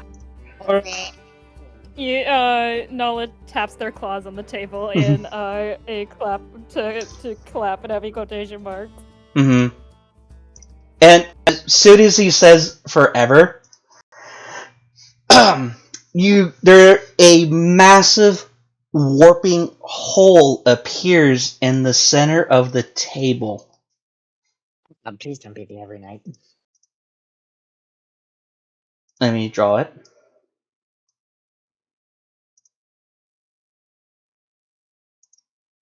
Is it our rival crew from Skull Mountain? No, it's not. The Dark Masters? That'll be for Let's next. be damned. What is that? That'll be for next time. And then from there he goes, wait, what is this part of a new precinct? Ah! And then from there, Cobra Commander is immediately sucked into the circle and disappears. Oh, Hey, did our boss just disappear? I think our boss just got fucking kidnapped. What? That's not possible. Wait, what the fuck just Very happened? well. Vic is basically like hovering and basically is like floating all like left and right. Everybody calm your tits. Oh my god, the Viceroy boss is gone! The boss is I said gone! everybody- As the skull begins to basically run around circles. You see Nala Hold on, turned hold on, hold on. Draki. I don't think either of us have tits, actually. Immediately when he starts like freaking out, he casts Ray of Frost on him. Are you sure you want to do that? I mean, it's just to get him to calm down. Yeah, well, He's not listening. well, if you do, no, okay, I misinterpreted. You do that, and you basically begin to chill out a couple of his flames, and he slows down as there's like steam emanating in the room, and he shouts, and as the skull's like running around, or floating around, the hand immediately goes also to the closest doors and locks it, and then from there he frantically jumps on the thing, and then from there he points his finger toward every one of you, and he basically scribbles something directly onto the table. Underlines it. No witnesses besides lieutenants, me, and Vic. I looked to the other goblin. No, I looked to Patty. No, Patty's Hold on, included hold on. because favorite. That is That's lieutenant. nice. Yeah.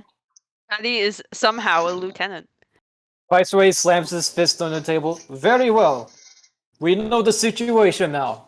Our fearless leader has been struck in the prime of his youth. Therefore, I shall be assuming position as interim boss of Cobra-La until he is safely recovered or permanently indisposed of. Wait, no. As Vic basically like chimes up as like the hand right now is in the background as it's strangling a kobold and and then it hops to like a goblin. So you basically hear like people being murdered in the background as the flame skull Vic basically like uses his chompers and pulls out a very big thick like 2,000 word contract. And then from there, he slides it over to the side and he pulls it up. And he goes, in the process of vacating of the boss, we shall all therefore be able to claim that he is still around. Otherwise, Cobra-La shall be claimed by the Yanti Bank. So, as long as we're the only ones who know that he's gone, this entire temple can't be repossessed. And Damn, I'd Tatsu. also like That's all well and good, but shouldn't we focus on possibly finding where he went? no, Viceroy- I don't think we really need to give a shit. Viceroy slams his fist against the table and says, very well. I shall take position as unofficial interim boss of Cobra-La until we can Actually- recover him and find out if he is alright Viceroy, and prevent the Viceroy. bank foreclosing on our property. Sir, does that mean Viceroy. I'm promoted, sir? You still maintain your promotion to my second. Yes. It would be smarter if literally all of us took a chunk of that. before you guys get too into it, I'm currently sending each of you a private DM. Please wait till you do the thing after I send it to each of you. Unless you're perfectly willing to cancel my debt and pay me $1 million, then I'm perfectly willing to give you whatever power I would be taking as well. Make me into a dragon. As unofficial interim boss, Dr. Malik Ias, you are still bound by contract to Cobra Commander. Except I Absent signed for no now. contract. Wait, what? There is no contract. Oh, There was no contract. That's why I'm saying just cancel the debt, pay me $1 million, and you literally get whatever power I would be wanting in this as well. Sir, I don't have $1 million, sir. that would Oh, be. that'd be small of a- There is a more pressing matter than the issue of your employment, Dr. Eas.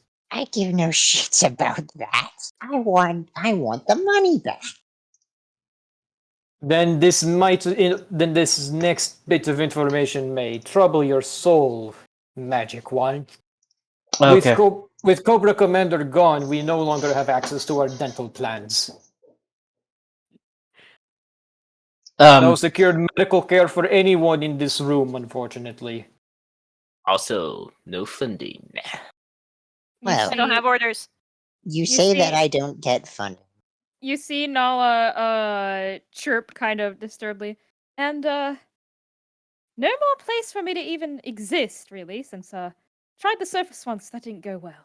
Are you bound to this temple by chance? As Not necessarily, but somewhat. you basically You finish like that, underground spaces. as that kind of goes on, the hand hops onto the table, and then from there, it like the hand is like bloodied and one of the fingers are broken, and then from there, it basically like leans up and down like it's panting. And as you look around the entire room, everyone has been successfully murdered, strangled, and asphyxiated. Congratulations, good job, hand. I don't know what you eat, but would you like whatever it is that you eat? It basically throws itself around over, and it gives you basically forms a middle finger. I'm gonna freeze the hand. Thank you, Thing. The- You have Who's once going to again cast proven Ray your of use to Frost? the The head is organization. frozen as it topples over to the side as Vic hovers over and chills it out. He goes, "Librarian, that wasn't fair." And the hand is the librarian. So, and then from there, the hand just basically hops up and he kind of goes, and it does like a gesture for like the okay sign, where it's basically its way of doing it, saying it's sorry. No problem. I think I went overboard freezing you. And then from there, it just happily like it raises its forms like a thumbs up motion, and then from there, it goes, "All right, so okay, the head is together. Boss is gone. We might lose the temple, and all of us might be out of the job, including everything else. Because I don't know about you guys, but I was really banking on dental care." As he opens its mouth and one tooth falls out. No, what shit?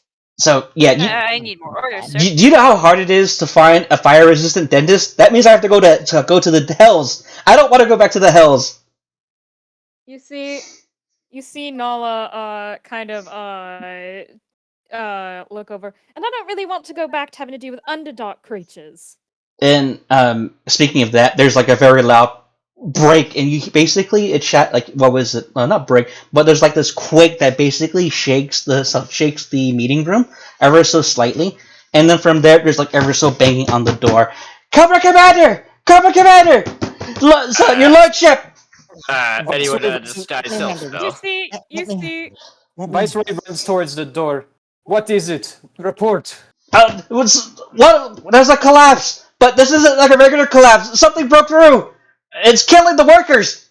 We need your help. no gold. Royal security Damn units. We shall investigate and have Cobra Commander secured to an undisclosed location where he cannot be harmed. Good. Go Patty. to the workforce.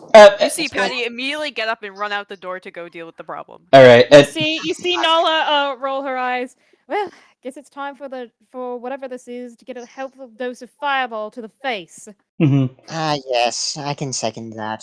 I Vice hated taking President- fireball classes back in the major school, but they're mandatory apparently. Viceroy looks towards the rest of the lieutenants. All right, here's plan. We pretend Cobra Commander is fine, even Yes. though he is not. Not one individual of our organization hears about this outside of this room. We Yes. deal with problem downstairs with extreme prejudice. Yes. Then we can go about finding Commander. So, and that is Half where like a I'm minute? going to call for a 10-minute break.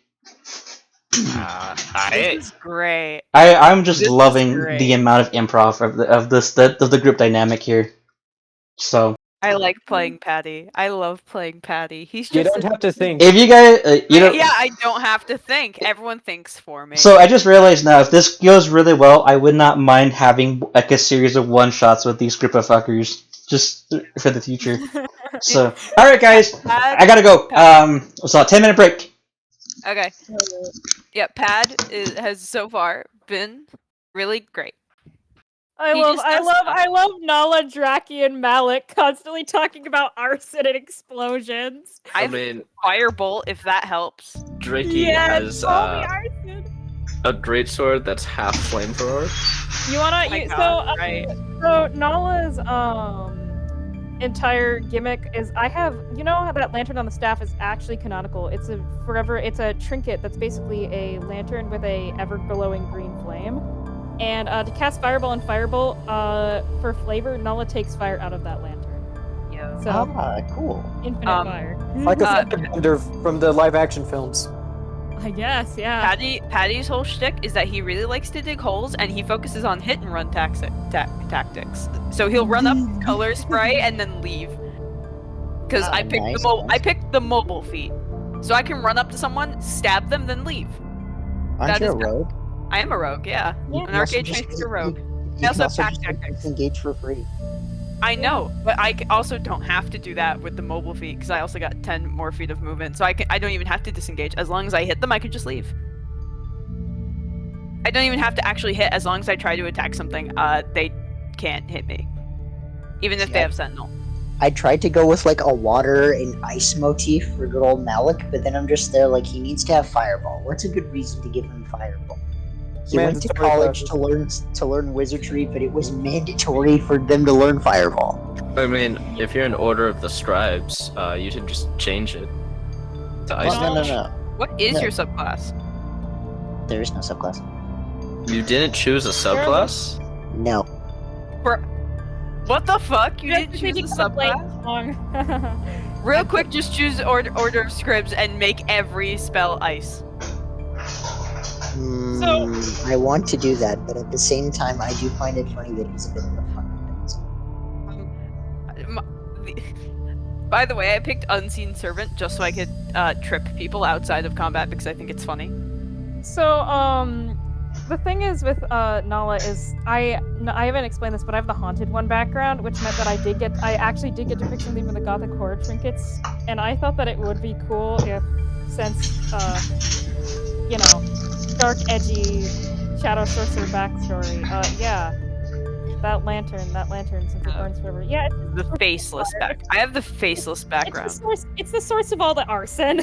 Lovely. Uh, I have the faceless background. Before we move on, or about another 5-ish minutes, are you guys having fun so far? Yeah. Yes, Having fun. this is great. I'm feeling a lot better now than I did earlier. Oh, that's great. good. Because I've been loving like the amount of improv, and it went better than I expected. So, but did you guys like Cobra Commander? I've really tried to. I practiced for a couple of weeks for the voice. It murdered my throat. Fun playing Patty, my little kobold. So if you guys really do have like a lot of fun with this, I would not mind. Not as a campaign, but like as a good feelsy one shot, just to make things up from time to time, like a one shot crew. And I'll give you like new fun shit to do every time. By But the way, fun fact: I think Patty's the youngest here in the party. He is 7 years old, which is technically that's full grown for a kobold. Nala is like 12 because Kenkuig the same as shifters. oh yeah. Yeah, I'm 7. Oh yeah, my apologies for making like the intro overly serious, but I feel like that was like the best way I could have you guys do like the cool factor out the way first, and then we go into the silly shit during the meeting. Yeah. We were supposed to be cool. Oh shit. No. So, I already failed. so I love how we've all done these horrible voices too. Yeah. By the way- Fuck you, I did not put much effort into voice. I just pitched up my voice and made it as screechy as possible. And I'm literally just doing the Zelio voice. At this, I think I'm doing the least amount of voice here. I'm just doing my natural voice, just The pitched up. Zelia voice is not hard, let me make this clear. I get stuck in it, is the problem. I'm beginning to think now that Cobra just basically stole like a Shakespearean actor for basically to give you like an entire dictionary's worth of diction for your character now. No, he bought like a freaking dictionary and just had like his skull or one of the Vic sit down and just read it. Freaking Hobo Kenku. Oh Or yeah, have Patty just read it, because Patty would. I never Yeah, or knew. have Patty- I never knew I would love having a flaming skull being an NPC. Yeah, no, it's pretty great. And I love the crawling claw too. Oh really? Yeah. I was so worried about it. Like, yeah, this is obviously like from that one thing. Like, of course it is. That's why it's fucking funny. I'm having fun playing Patty, just doing literally everything anyone tells him. Okay. You can I fight love- over having control of Patty. I still love I require a new second in command since that one met its untimely demise. Also, still think- Phil, Thank why you. was at least 26 so funny to you? I completely forgot about that, and the fact that you reminded me. It just was just so fucking funny. I think the best thing I've done is go. So he's T-posing. Yeah. That was pretty great. I got inspiration for that. I'm happy about that. Mhm. So he's T-posing. So, but you guys are enjoying the adventure so far, like the context and Yes. I would probably call it forced humor, but it kind of is. So the forced humor. I don't know, it's pretty funny. Okay, that's good. All right, so roll call. Diego.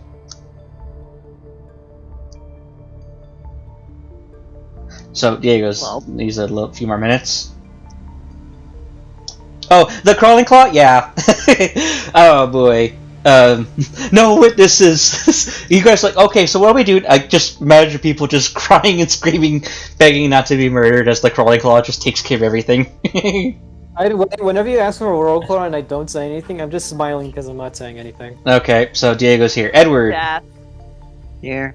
Balloon. Zai. Lunar.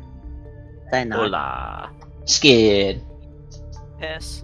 Alrighty then. Now, Like, really not.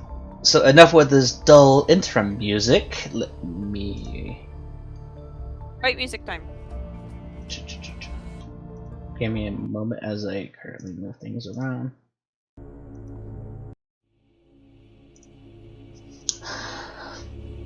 As the ever so cherished and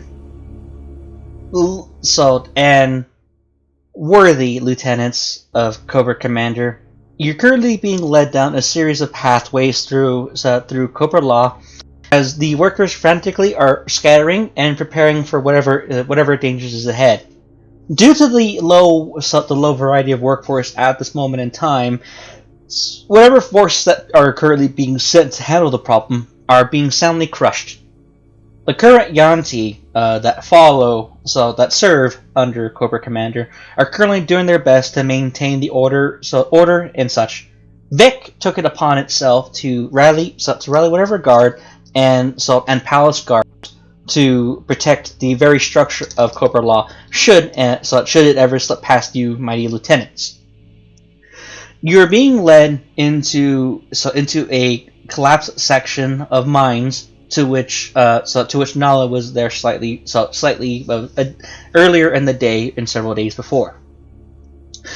You enter a wide chasm as it kind of gives glimmers into a different world, a world that resides underneath the surface, the Underdark. Oi, I know Undercommon! Oh, sorry. Would everyone please go to page 7? I know Abyssal. I picked Undercommon just because of my background. I didn't think it'd actually come in useful. This isn't allowed. There's no use for Undercommon. Oh, every tile is supposed to be like one fourth of the size of those squares.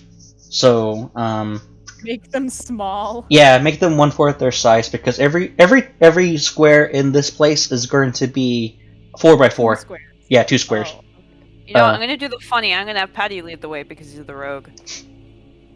So, I'm gonna do the funny and fall into every single trap. The road dies first. Oh. I also have the highest movement speed at 40. And Funny for you guys don't have to worry about it because, oh yeah, before you go, Vic hovers in front of Patty. Patty, Yes, sir. you will not tell anyone that Cobra Commander is not here right now. Yes, sir. Repeat the order, what I just said. I will not tell anyone that Cobra Commander is not here, sir. You just did! Failure. Please take 1 psychic damage. Because it's like a glitch in the system, like does not compute. So you get like a slight little ting in your headache. And then from there, okay. You see him blink a couple times and he goes, "I'm sorry, sir. I have to listen to whatever you say, sir." Yeah. So, How about this, little guy? Every time somebody asks you about Cobra Commander, just let me do the talking. I have to answer their questions, sir. So, if someone asks you a question, I'm asking. he goes, so if anyone asks you a question about Cobra Commander, just say, points toward the rest of the lieutenants, have them say that they have the answer for you. Does that work? You see him take a second and he goes, "Yes, sir."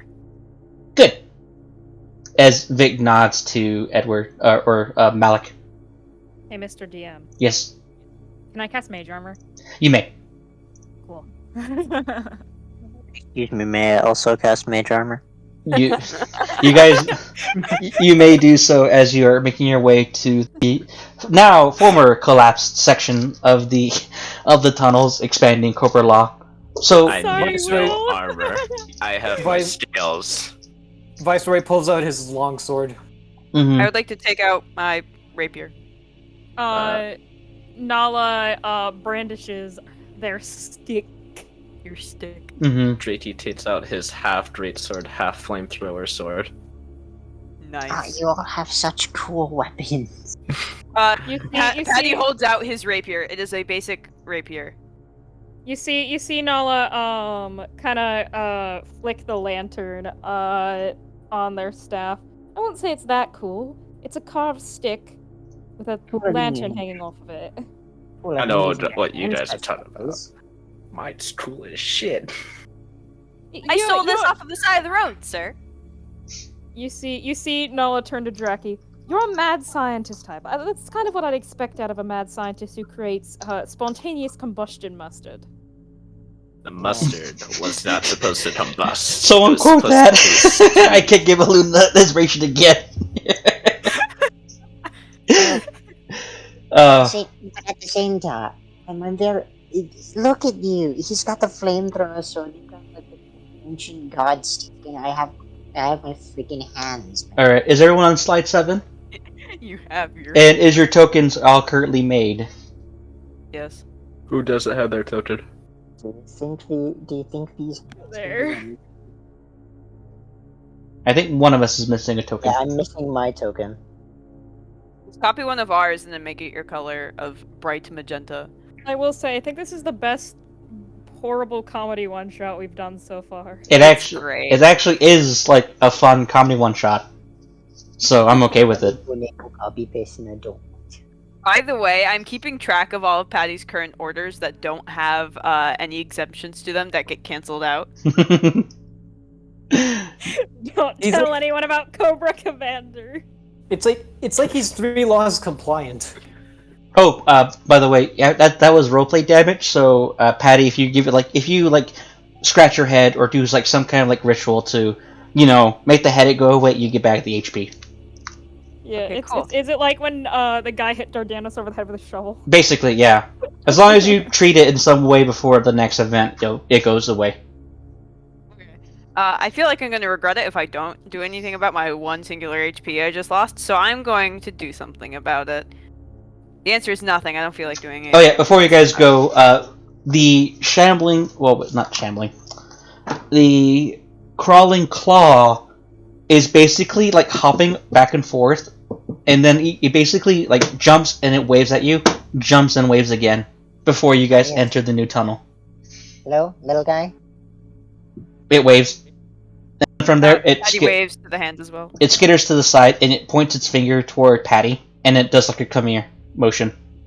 You see Patty immediately walk over. And it does so. He basically walks over to the side, and the librarian basically like uses its 4 fingers, and then it uses its thumb to as a pivot, and it pulls out a small little crate. It hops on top of the crate, and it hops on it 3 times, and it points at you, Patty. Can I infer what that means? It means take the box. Okay, Patty's going to take the box. And it points at you, and it hops on it again. Does that mean open the box? Yes. Okay, Patty opens the box. The librarian hops off, and it stands on the side. Inside, you currently find 5 greater healing potions. Oh. So one for each of us, I'm assuming? Yeah, there's no healer in the party. True. Hey, I could We're be evil. there. I just don't want to be. Mm-hmm. And then from there, I also could have been a healer. I just didn't. And then from there, the librarian leans up, and it basically does like a peace motion. Thank you. It nods. Victory to you as well. And then from there, he basically he hops toward the tunnel, and then from there, it goes upside down and makes a middle finger where you guys are going. As it hops off, Nala squawks at it. And it kind of like stands like on a goblin's shoulder, and it makes like a middle finger. It forms itself into like a middle finger in the direction where you guys are going, and then it points up 2 fingers and nods as it shambles back to Cobra-La. Well, we're alone. No way to go but forward, I guess. Patty, you want to lead, or should Viceroy? I can lead. Small Dredden dies first. Hey, small little kobold, do you want to head back before you go? Could you repeat that? You cut out halfway through that. Do you want to head pat before you go? It looked like you hurt your head. Oh, yes, sir. I'm just gonna pat him on the head a little bit. He heals back to 1 HP. Yay. You see Patty purr, like, as best as a lizard person can, as he pats says. He's going to turn to Nala. Is it per cat? Are your parents cats? No, sir, they are not cats. I don't remember my parents. They died? You see him stop. They died. Keep patting his head. You do so. You go. So you guys will travel at least about 50 yards deeper into the tunnels until you find yourself entering the bioluminescent part of the tunnel. This is a clear indicator that you're entering more so the environment of the Underdark. This provides so within 20 feet of these bioluminescent counts as bright light, and they create dim light past 20 feet to 60 feet. 120 feet of dark vision, baby. I think so. Me too. So, how do you wish to proceed? So, Nala Forward. kind of shivers. God, I hate this place. Weren't you born here? Not exactly, but on the cusp of it. Oh. My castle is doesn't exactly have an underground that's this expansive. The Underdark is a dangerous place, full of bastard spiders. I would like to eat a spider. Always. Okay, well, think Of course not you want little to eat spiders. Think like spiders 2 times the size of a human. That's what we're talking Yo. about here. Always, The legs. always make sure to look up. All right. All right. Now that we've got that out of the way, let's go. As As you say, make sure to look up. You see Patty constantly keeping vigilant, looking up, looking down, checking every tiny little crevice as he continues forward. as you continue forward, you currently find the mangled bodies of Yanti soldiers, goblins, and kobolds. This was the security response team. They've been completely Great. decimated. Oh no! Please roll medicine. Yeah. I have a proficiency in that. I'm going to roll despite having a -2. Viceroy just puts his hand on his Wait, hip. I don't have a then. proficiency in that. I was kidding. Never mind. Viceroy just puts his hand on his hip, looks at the mangled security team, says, I believe first step of my new reign as interim unofficial boss would be new hires. I rolled a 7. You don't I rolled a hire 12. spider. I mean, I have a -2. So you know like how there's like a ball or like imagine like something like a cylinder, like an empty bottle. There's a head, severed head, like a goblin. If you poke it with a stick, it spins. Patty. Yes, Patty is going to continuously poke it so it spins. Yeah, there we go. Nala, what did you roll? 12. 12? Okay. Yep. Give me a moment. Let me just copy and paste my message here of what you find. 8. Patty's just spinning a goblin head over and over again. He stops spinning it one way and starts spinning it the other way. The smaller dread in it is entertained.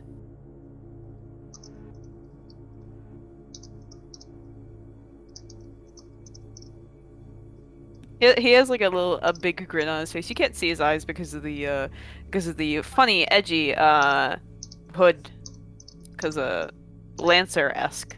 But you know, he looks quite entertained by the spinning head.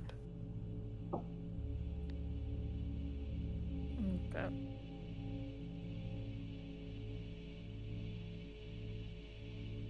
That spinning head is great and all, and I'm not going to say it's not quite amusing. It's quite amusing, but these appear to be torn apart by a fairly sizable creature. You know when I told you to look up Patty? Yeah. Okay, be especially careful when the tunnel reaches its height. It's probably lurking up there, if it's still here. All right. You notice how he struggles because he doesn't know if to say sir or ma'am. You see like gears turning, and if there could be like smoke from the ears, they would be. You see Nola. Windows startup noise. Pat Patty on the head. Either works. Oh yes, sir. All right, you may now proceed. Okay, cool. Yeah, Patty's gonna keep an eye everywhere once again, as he finally starts moving away from the spinning goblin head.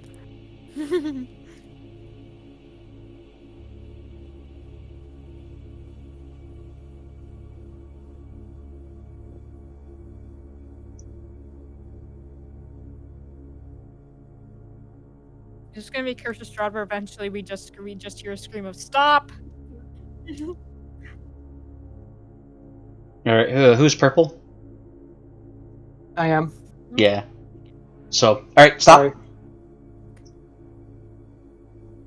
Sorry. As you ever walk closer, the amount of mangled bodies and corpses begin to lessen here. Well, so what is the of each of you who has the highest passive perception? I have Definitely 13. not Patty. I I have have an 8. 13. Patty has an 8. That's not great. 9. 13, baby. Does anyone have higher than a 13? Nope, looks like Nope. you got it. Alrighty, me. As you are currently walking forward, you currently notice that there is one body, or at least several bodies, amongst the killed workforce of Cobra-La. Do not appear to be like the rest. You can definitely tell that they're humanoid, but judging by the armor and judging by the equipment and armor, they are definitely not enforcers for Cobra-La. Do you wish to investigate? Yeah, I'd like to go over and check those out. All right. Get closer. You currently see like a body, what appears to be a soldier of some sort, where they're wearing more extravagant boots compared to what soldiers would be normally paid. You can tell that there is no head and there's no upper torso, but there is still like a funny fanny pack or like rucksack that is at the waist. Can I look in the rucksack? You may. Everyone, please go to 80s villains page.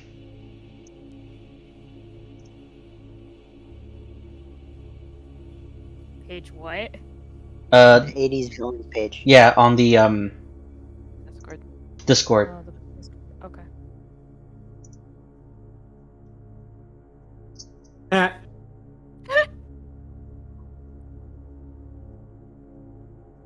So Oh.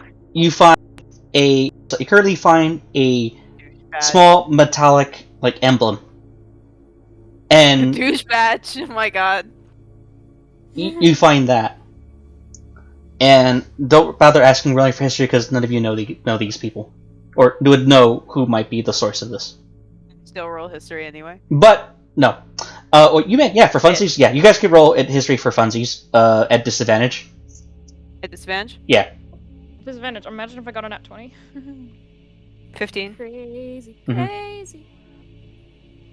Actually, yeah, 15. 10. Yeah, flat 10. Okay. 15. For you, Patty, you definitely knew that there might have been like a not so positive slur that was spoken amongst the orcs and some of the Yanti, as they sometimes refer to Cobra Commander. You see Nala narrow their eyes at the badge, and you see them like try and pronounce it, and they just go "Ah! Ah!" and you Douche. see them. Thank you. I hadn't seen the word before, so I can't read it. It's a slur. Well, think. probably good that I didn't know it then. If you can't tell, this was on Nala kind of stands up and kicks the corpse of the whatever kobold or whatever she was.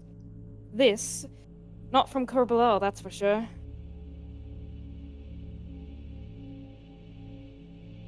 How would Malik, Viceroy, and Draki like to react? Viceroy doesn't just say anything, but just looks dismissively at the corpses of the men who failed him. What do you mean, strange voice? Hey, I don't give a shit. This doesn't involve me. Well, it's a little bit strange, don't you think? Our commander gets kidnapped, and all of a sudden there's a strange group of people we don't recognize. They might be connected. Maybe, but I mean, as long as they don't try to kill any of us, who really gives a shit? I mean, They did break our forces. So why aren't they in the base? who knows? It's a little bit strange, isn't it? Perhaps they I didn't reckon we know just- where- I reckon we just keep moving, however, since I Did they mean, need an eye on Mr. Cobra? an eye potentially. Who knows at this point? Actually, they could possibly be a rival, considering that they have a shiny badge that says "Douche." I think it's pronounced douche. It's pronounced I guess. You see Nala try to pronounce it in some strange way, but all you hear come out is "Ah!" God fucking damn it. Ah, I see. Thank you, Draki. I don't know why. I was convinced it was pronounced "Douche." And I wish, yeah, douche. It's Yeah, very douche. the Right. E is silencers. Viceroy's just looking around the cave, making sure nothing sneaks up on them. You see, Kind of circles Nala- that you're placing on the map are a little bit sussy, Bako will. Yeah, they're a little bit sus. So What are you talking about? I don't You see any see- You circles. see Nala kind of flips the emblem like a coin, grabs it and throws it in their backpack. Well, but- however it's pronounced, it's probably not a good sign, and we should probably just keep moving before we get ambushed by any unfortunate guests. as you're Yeah, that currently, would be unfortunate. as you guys are basically, going, oh, well, that would be terrible. As you basically, what was it? Due to not having the highest pass perception, there is currently a large tumbling, currently tumbling, oval rock rolling on downward. Now I'm going to roll a d4. Would green, red, and purple please roll dexterity saving throws? So everyone except Malik and Patty. Yep. Nice. For the love of God, don't correct me. From now on, Unnatural 21, baby. Technically, you're following me. You will. Actually. No, correct. No. Don't correct him. Did you guys roll? This so- is a save. Yeah. So as From now Nala on, looks as she's saying that, as they're saying that, oh holy shit, watch out! I believe Viceroy, you're the one in the back, right? Purple. Yeah, I'm the closest. I got a 15. Okay. Everyone who rolled above a 13 has 6. Nice. We all succeed. We all succeed. You just hear Malik yelling at Patty. For God's sake, do not correct me. And from now on, you will only pronounce it as douche, so that you will always pronounce it wrong. So as the rock comes tumbling down, I'll go down the list. No. Who's closest? Green was Viceroy, correct? No. Green is purple. me. Oh, Nala, please describe how your character frantically avoids this huge ass fucking rock falling your way. So as you see Nala flip the coin, you see their eyes kind of go wide as they basically imagine chicken with its head cut off as they let out like this loud ass squawk and just jump out of the way frantically. Okay. I did pronounce douche as douche to my list of orders Patty needs to remember. Yep. That is necessary. May, can you describe how you avoid the giant fuck off boulder? Of course. Drakey looks at a small hole and just smothers himself to the wall as it passes him. So it's like conveniently shaped like you, yeah, like you as you like nudge yourself in, and you have to break a little bit more rock, just so that way you could actually fit yourself in more. Alright, Viceroy, please describe how your character avoids the boulder. He just steps to the side. Casually. You still take damage, so this is gonna be has to be done so in a way where you narrowly avoid it, and you still take a damage to it, like a small degree. Well, I'd say he tries stepping out of the way, but when he realizes that's not enough, he just jumps to the side. Yeah, and it slams into your shoulder as it rolls by. Those of you. Malik is scolding Patty. Patty's like looking a little bit behind him to watch as the boulder starts to roll. It's like, oh. Mm-hmm. And let's see, get this right. But everyone, please go to the Discord. 80s villain, please. How much damage do I take from the boulder? Everyone takes 5 damage. If you succeed, you take 5. If you fail, you take 11. Doctor, What was the roll to succeed? 13. Oh, sweet. That's just 38. Damn, I just get 38 hit points. What if you weren't caught up in it? Do you take damage? No. No, we are fine. The dice roll I did was determine if it rolls left or it rolls right. Okay. You see Patty like looking behind Malik, and he goes, Dr. Ishis, sir? That's Dr. Professor Ishis to you. Yes, sir. So There's a boulder. You see Nala look over to Patty. God bloody right there was. I feel right. Fuck me. Alright, and then from there, there's like a whoa! Oh, God, fucking damn it! What is it now? Professor Ishis. Oh my god. Boys. You see? Can we see those? Yeah, you can clearly see 2 of them that are large creatures as they begin to descend. See, Nala. Nala looks over to them. Alright, I did not sign up for this. You go back to whatever damn hole you came from, or you get incinerated. You understand? And make that double. I did. Flying cars. As it happens, one of them just spits up like a corpse of a Yanti soldier, and it basically reaches his hand up begging for help as it gets crushed. Alright, I already have everyone's initial order ready. You should probably pin that to the channel, by the way. Yeah, I'm going to do that. Can you edit it to add the Hook Boys? Where are they? They are after Drakey. After Draki, okay. Yeah, is it Drakey or Draki, Cooper? Drakey. Yeah, after Drakey. It's supposed to be you're more Dragon. better suited to fighting in the front lines. We need your ass here. Now. Alright. Round 1. Drakey. Alright. I already have my dread sword out, right? Yeah, everyone currently has their shit out. And for those of you who activated Mage Armor, about 5 minutes has passed. Cool. Alright. It lasts for an hour, so I'm not too worried. Yeah. How far are they away? Every square is 20 feet.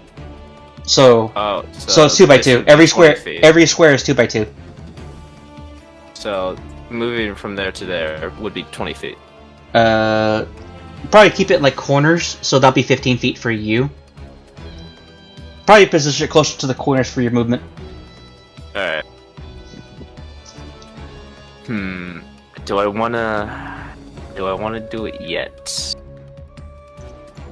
I can do it. Alright. Drakey will hold his action until one of them come closer, and then he's gonna swing Braver at it. Alright, cool. Is that the end of your turn? Mm-hmm.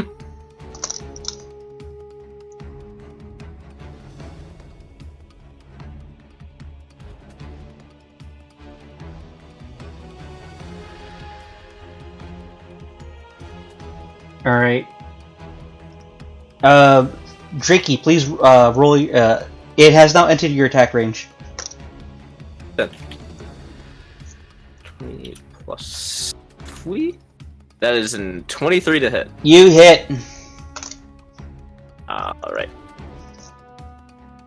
That is 10 damage. Oh, what kind? It is... What is it? Slashing. Magical slashing. Tourette. Okay, you do 6. You do 10 damage.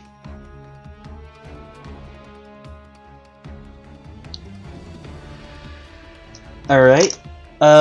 Purple gonna choose 2 attacks. All right then. Purple. Odd or even? Even. All right, it's gonna attack Drakey for its first attack. Oh, God, Let me check. Drakey. No.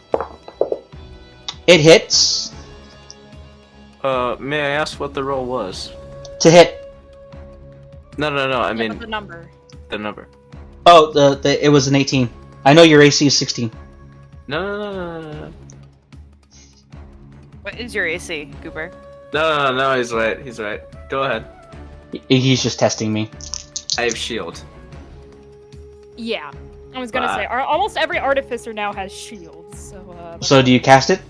No, I just wanted to know. Well, you can't cast it now because you use your reaction to hit it. Mm-hmm.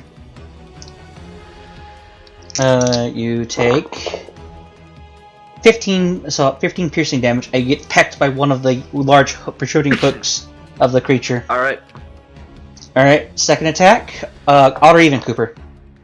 Let's go with odd. Alright, it's going to attack Diego. Or Viceroy. Let me double check the Viceroy's AC.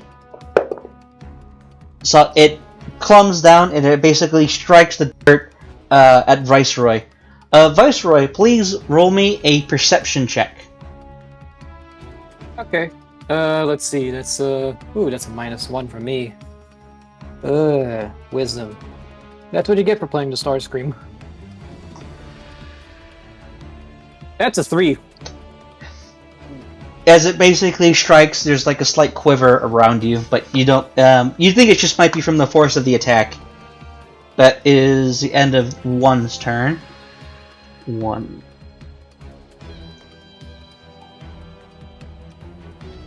Two slides down and it stands before Pink and Blue. Shit. Blue, call odd or even. Even. Alright, it's going to attack Pink. Uh-oh. And you have Mage Armor up, right? Yes. Malik. What's your AC currently right now? 13. 13. Well, actually, no, 12, because I haven't used one of them. Alright, your AC is 12. Okay. Is that with Mage Armor? Yes. Okay. Does anyone want to use Inspiration? I mean, I have inspiration. Would you like to have it re-roll? It rolled a natural 20. Well, yeah, of course it fucking did. It still hits, but it's not a nat 20 anymore.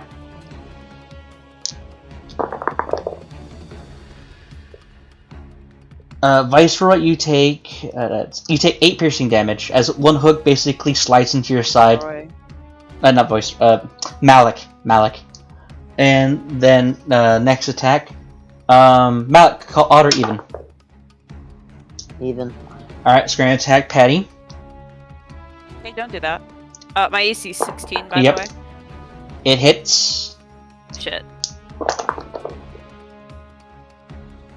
You take 11 piercing damage. Ow. That is the end of the Hook Boys' turns. Nala, you're up. Have either of them been hit yet? One has. Alright. Which one? Oh, what? You mean like number one? Number 1, yeah. I would like to Eldritch Blast it. Roll to hit. Rolling my first one. That is a unnatural 25. You hit the fucker. Most definitely. 2d10? 1d10. This is the first attack. This isn't a double damage spell. 6 force damage. 6 force damage, duly noted. You strike it, Right. so you strike it near summer. So you strike it like near like its throat region, and it flinches and it squaws at you. Alright, second ray. 15. You hit. Alright. That is 6 more force damage. You basically strike it from one side, and as the face reels around, you strike it on the other side. So it's almost as if you did like Eldritch slaps. Alright, that's the end of my turn. Malik, you're up. God. This is why we need people that are actually capable of a frontal assault. Jesus.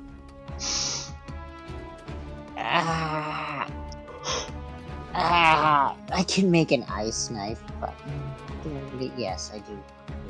I want vengeance. Oh shit, I forgot. Hold up, put your turn on pause for a sec, Malik. Nala, please roll me perception. Please roll you perception. I forgot something. Crazy. 15. 15? Alright, let me type this out to you.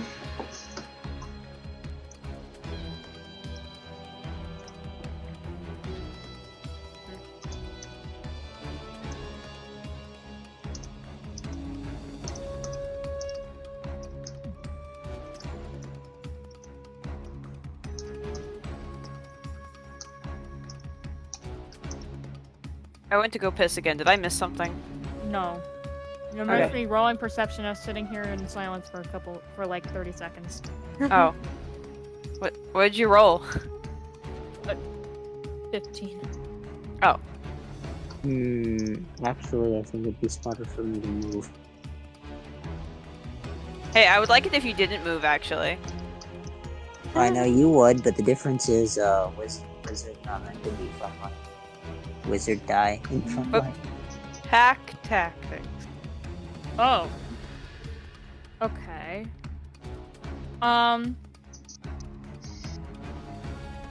Alright. I guess I'll just Um, succeed on a dex Could I have throw my with 6 seconds of speaking? minus- Yes, you may. Alright. So as Nala basically, Eldritch slaps, the I can't say the name of it. The hook boy. You hear them yell, "Alright, so these things are probably the ones causing the tunnels to shake. If we don't kill them, they could damage the Cobra-La or worse, collapse this damn cave on top of us. So kill them quickly." Now that you said that, will everyone please roll me a d4?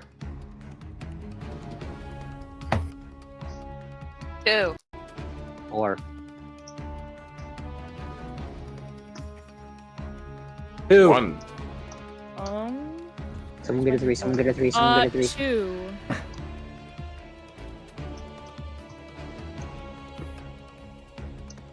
Oh, god damn it.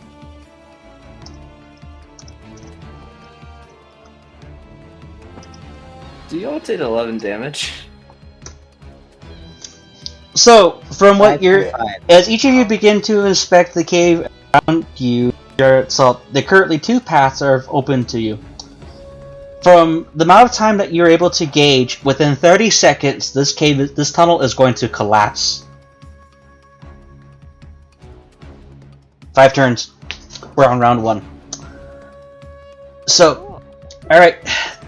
Back to Malik's turn. So you have a time limit of 5 turns until you kill them or you leave. It's your guys' choice. Nah, I'm sure the kobold can kill the one in front.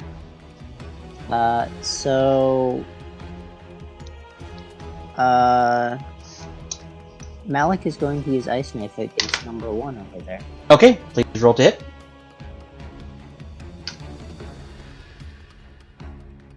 Pretty sure a 23 does it. That it certainly does.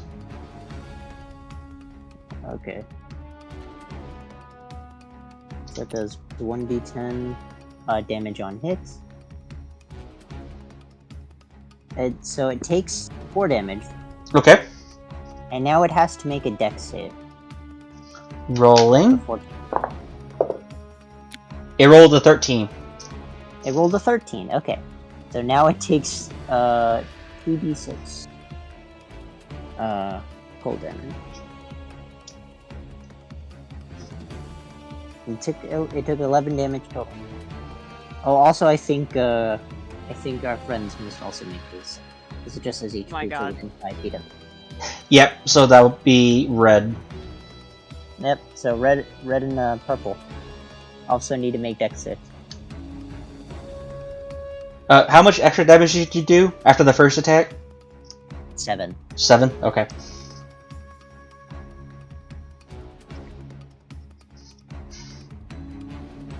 So I think that's Viceroy and From this angle, Okay. these creatures are large, so I'm just gonna only have red make the dexterity save. I think it's Drakey. Yeah. I'm gonna do it on the bot since it's a save. No, I'm doing it. I know, I'm telling you to make sure to use the bot. Yeah. 14. oh, then you don't take the damage.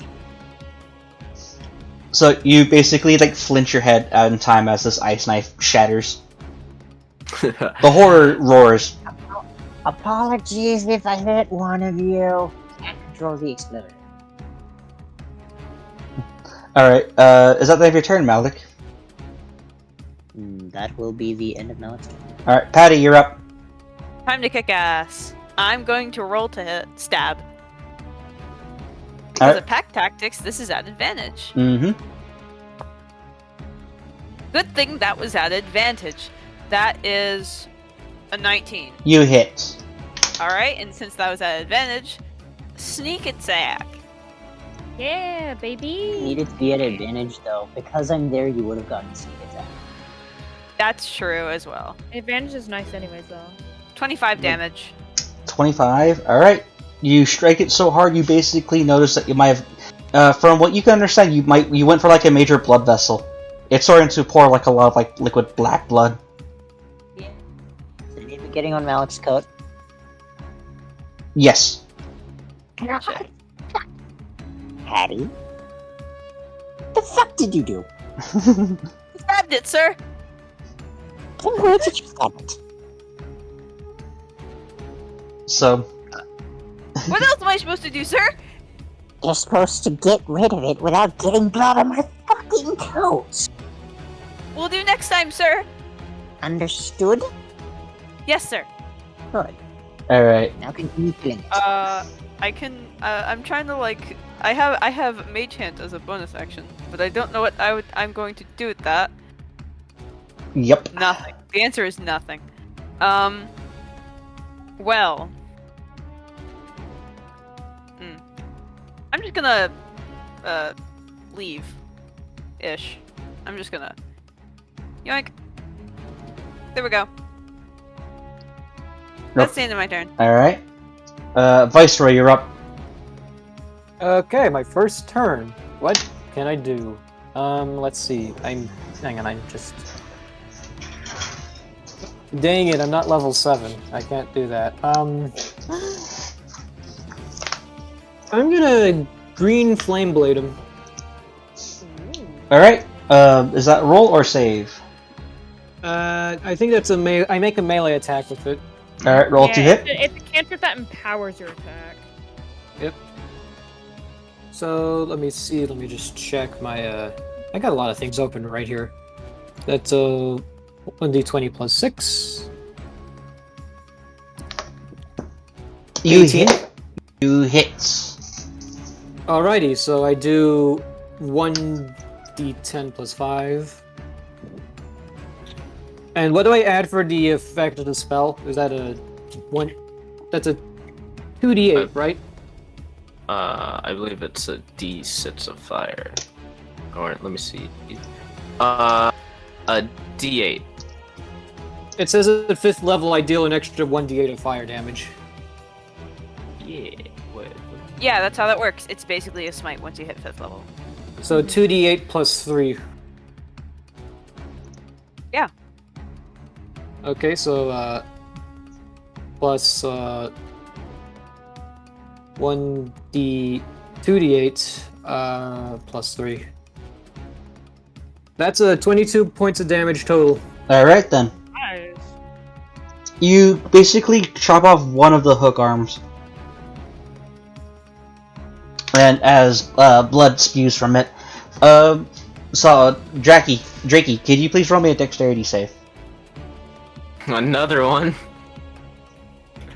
Yeah. at least Should have this one taken a isn't class friendly that has fire. proficiency in them at this point, man. That's a 6. So you know, like how at like football games, people like pour like Mountain Dew or Gatorade over their coach. Mm-hmm. You basically kind of get like a good shower of black blood. Ah, I see. So, Will match well with my steals. so Viceroy, is that the end of your turn? Yep. All right, round 2. Drakey.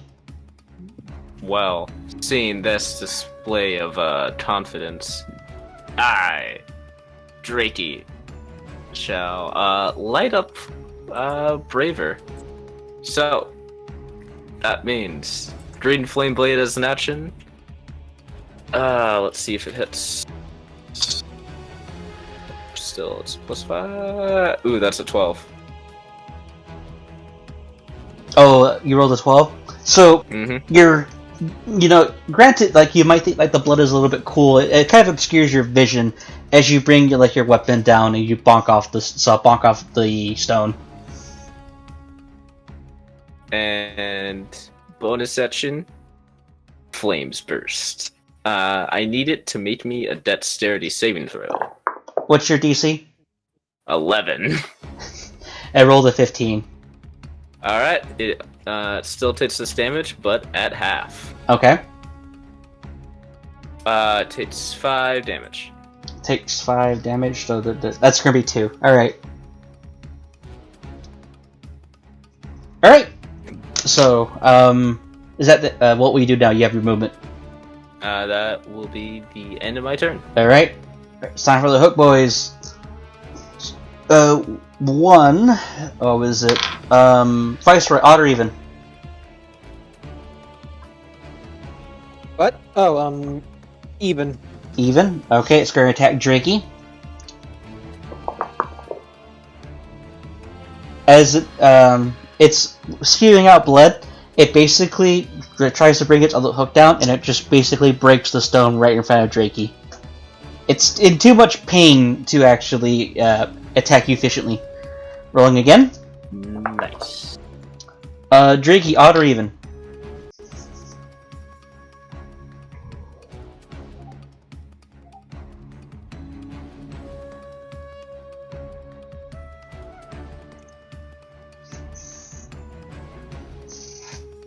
Still Welcome do back, sneak attack Will and damage. Diego. How are you doing? I Can got do disconnected sneak by attack damage God. as well. I got disconnected too. Whatever. You guys okay? I'm back. Hello, hello. Is that okay? Yeah. We hear you. Alright, Drakey, odd or even? Even. Even? Alright, it's going to attack you. Alright. 17. I shall shield that. Alright, you shield that, and then it does so. Slot. Alright, the creature, number 2, is a bit upset, so I'm now going to... So, Malik, odd or even?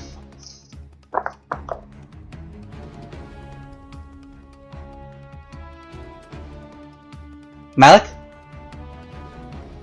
My bad. Hold on. Odd. Odd. It's going to attack you for this first turn. It misses by a mile. It does so, it breaks rock under you. So, as Patty's basically skittering away, so this isn't like an opportunity attack, but, you know, missing its chance to get back at what feverishly stabbed it, it basically breaks the stone and missing Patty's tail by like a hair. Next attack now. Malik, odd or even? Even. Alright, it's going to attack Patty. Ow. Here. That's how. Natural 20. I would like to use my inspiration. Okay. I don't feel We're like going dying. through these pretty fast, guys. Who used need up to get theirs more. earlier? Was it Viceroy first? Yep, we have, I believe, believe. Diego, or what's it? Edward. Ed used his. Oh, Ed used his. Okay. Yeah. Diego still has his then, huh? Yeah. I'm holding on to that shit. Yeah. Ed and Rather get nat 20, rather than not get nat 20. To be fair, I can half the damage. Oh shit, I forgot to do that last time. Anyway, Yeah, you're a roguey boy. I'm a roguey boy. I can half damage with uncanny dodge. Alright. Roll the damage, Will. I'm rolling again. Wait, you're laying the natural 20 stick? No. No. Oh, okay. It said that they use their inspiration. Alright, so re-rolling.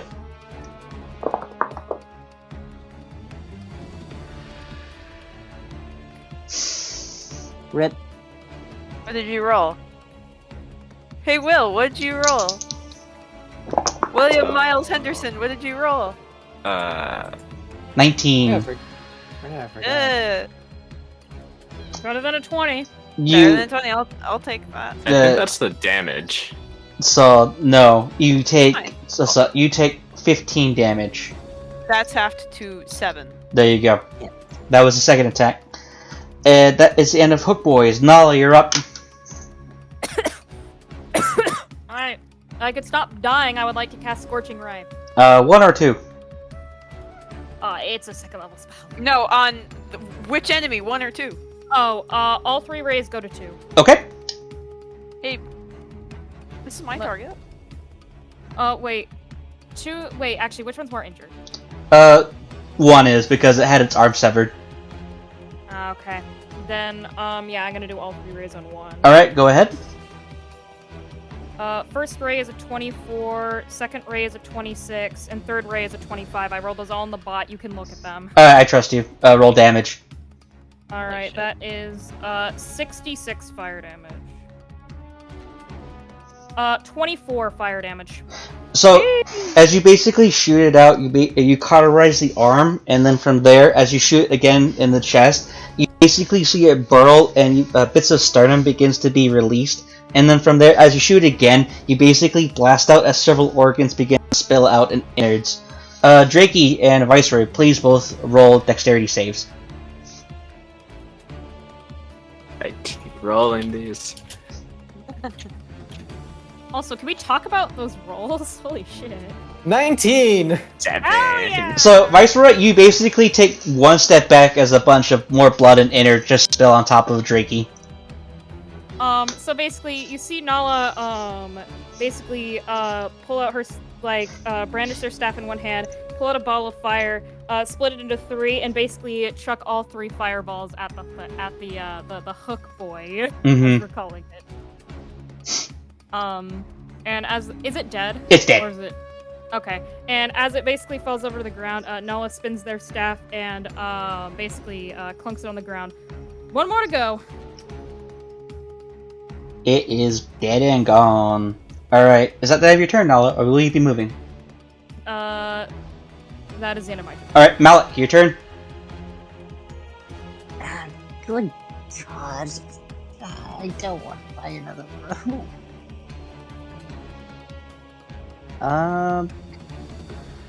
He is going to throw another ice knife. Alright, roll to hit.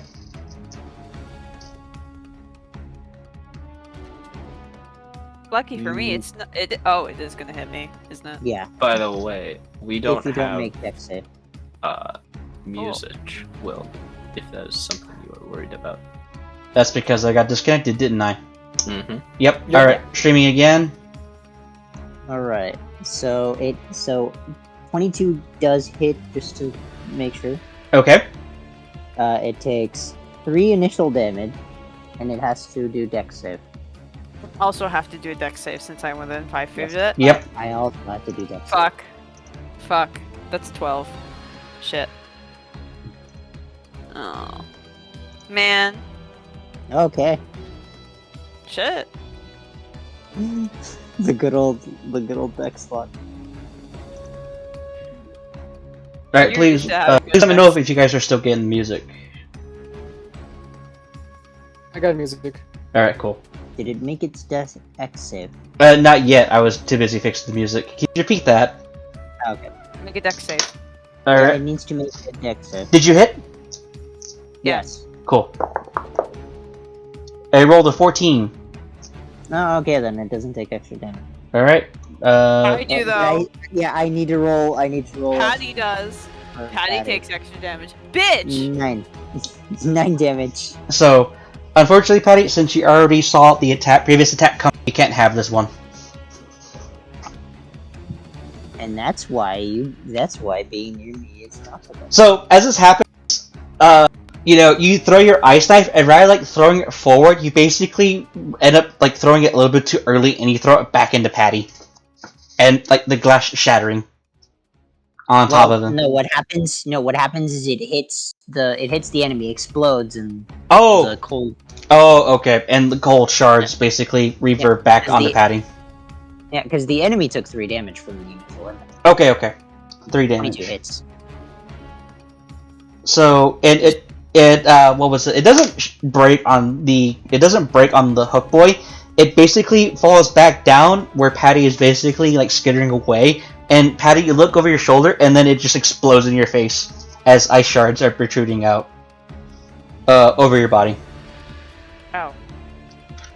And that's why we shouldn't have been in the front line. Patty's still up. So, Yeah. I now have 17 HP is that left. the end of your turn? Yes. Okay, Patty, you're up. I want to stab. All right, roll to hit. I want to stab Malik. Now, stab the fucking creature. You won't have bad tactics. I'm going to stab the creature now. Okay, I was commanded to stab the creature, so I shall stab the creature. Or not to harm 19. me, understood? you said 18. You hit. 19. You hit. Alright, 1d8 plus 3d6 plus 5. 23 damage. All right, still standing, but you basically, you stab like another. Hold on. I forgot to add the booming blade damage. It's just another D8. As long as it doesn't. 1. 24 damage total. For booming blade. I'll be right back. Don't skip me. Also, yes, booming blade does in fact work with sneak attack because it's a melee attack technically. So yes, it does work. I did check. I already knew that. Okay, just making sure. So, all right. Understood. I'm gonna back up there. Yes, sir. And that's the end of my turn. Viceroy, you're up. Wait, it's just number 2, right? Yeah, just 2. Yeah, it's just number 2 left. Okay, I'm gonna 1, 2, 3. I don't know. I'm gonna move up to here because I think that's max movements. Okay. What are my ranged options? I could try a chromatic orb. Do it. Chromatic orb, funny.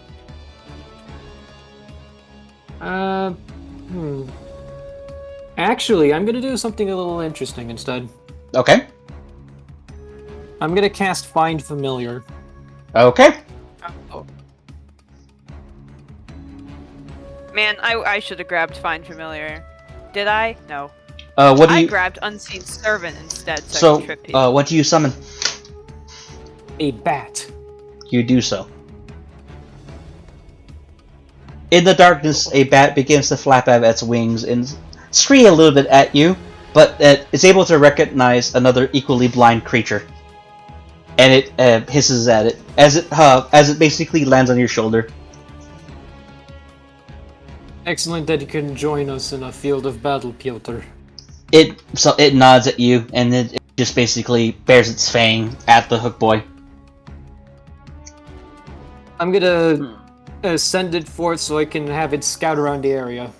Okay, and I believe this gets Making sure, I'm just gonna have Piotr just make sure that there's no other threats in the area aside from the hook boy. Alright, cool. For this bat, does it have advantage on anything, or is it going to be a regular perception roll? Let's see.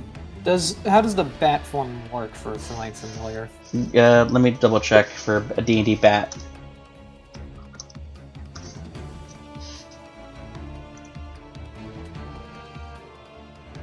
It says it has advantage on checks that rely on hearing. You may do so. Okay, so if Piotr can hear it, then we'll be aware of what's going on. Yes. It has a +1 to wisdom, so keeping that in mind. Roll 1d20 +1 ADV. Do I put the space after the +1? Yes. Piotr rolls a 16. Alright, Piotr basically, can you speak with animals? No, but I can communicate telepathically with a familiar. Okay, what do you do? So it basically kind of like hovers, it basically screams at you saying that there's actually, what was it? Greetings, master. Do you see anything? Do you detect any other threats in the cave? No, master. But, however, there are some echoes deeper in the tunnels. That shall do for now, Piotr. Wait, master. There's something weird at the top of the cavern. Please check. Viceroy looks up to see what's his familiar found. He doesn't exactly go there because that's going to require like movement, all that kind of stuff. He's pointing out points of interest to you. What are these smiley faces, and what do they denote to our fallen Azamar? These are basically points of interest your familiar tells you to possibly investigate. If we have enough time to go there before the cave collapses, that might be a good place to check out. Yes. So that's what your familiar does. What will you do now? I'll end my turn for now. Alright. That was Viceroy. Round 3. Above each and every one of you currently hear that there is some rumblings about. I am not going to roll random dice.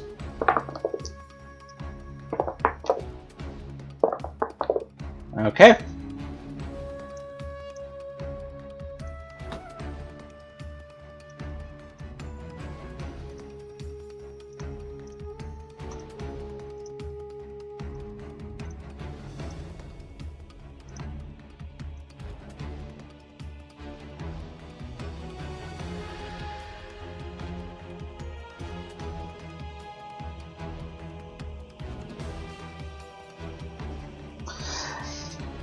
As the rumbling ever gets stronger due to the hooked horrible creatures, they cause several stalactites above to basically begin to fracture and fall.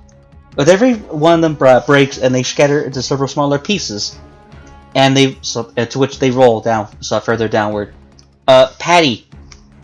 Patty and Mallet, can you two please make me dexterity saves? Sure.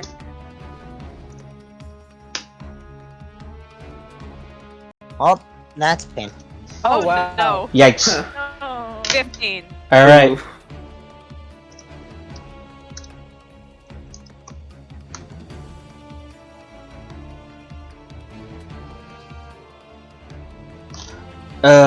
Those who rolled above a 13 takes half damage. Those who fail take full damage. So 11 bludgeoning damage as bits of rock are rolling down and strike you guys at your bodies. My Patty ain't vibing right now. Look at Malik. How much HP do you got? Malik is barely a 10. Oh. I have 12. So, wait, does anyone want to have Malik re-roll for their inspiration? No, just leave it. Okay. If Malik is still alive, just leave it. Alright. It's funny that way.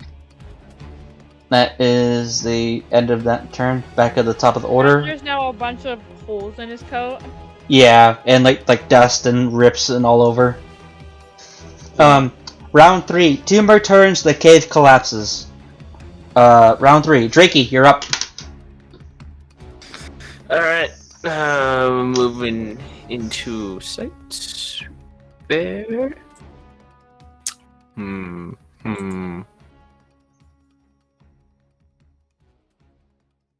If I throw my weapon, That will you have to roll dexterity and not strength. Unless it has the thrown property, which you can use your strength. what about the returning weapon? You have returning weapon on your weapon. Yeah. It's a +1. That- It gives you the +1 property, and You have returning weapon? It's a thrown Really? weapon. Really? Wait, does a weapon have the thrown property, or No, it dips at the thrown property. so Yeah, you that's may okay. you may yeet your fucking weapon at the horror boy. Alright, yeah, returning weapon. The weapon... it says with the thrown property. Never mind. Still just a +1. Alright. It's a one shot. I'm Fuck it. super- It's this is for fun. I'll allow I'm it. still throwing it. Yeah, you just have to roll with dexterity, not strength. I will allow it to return.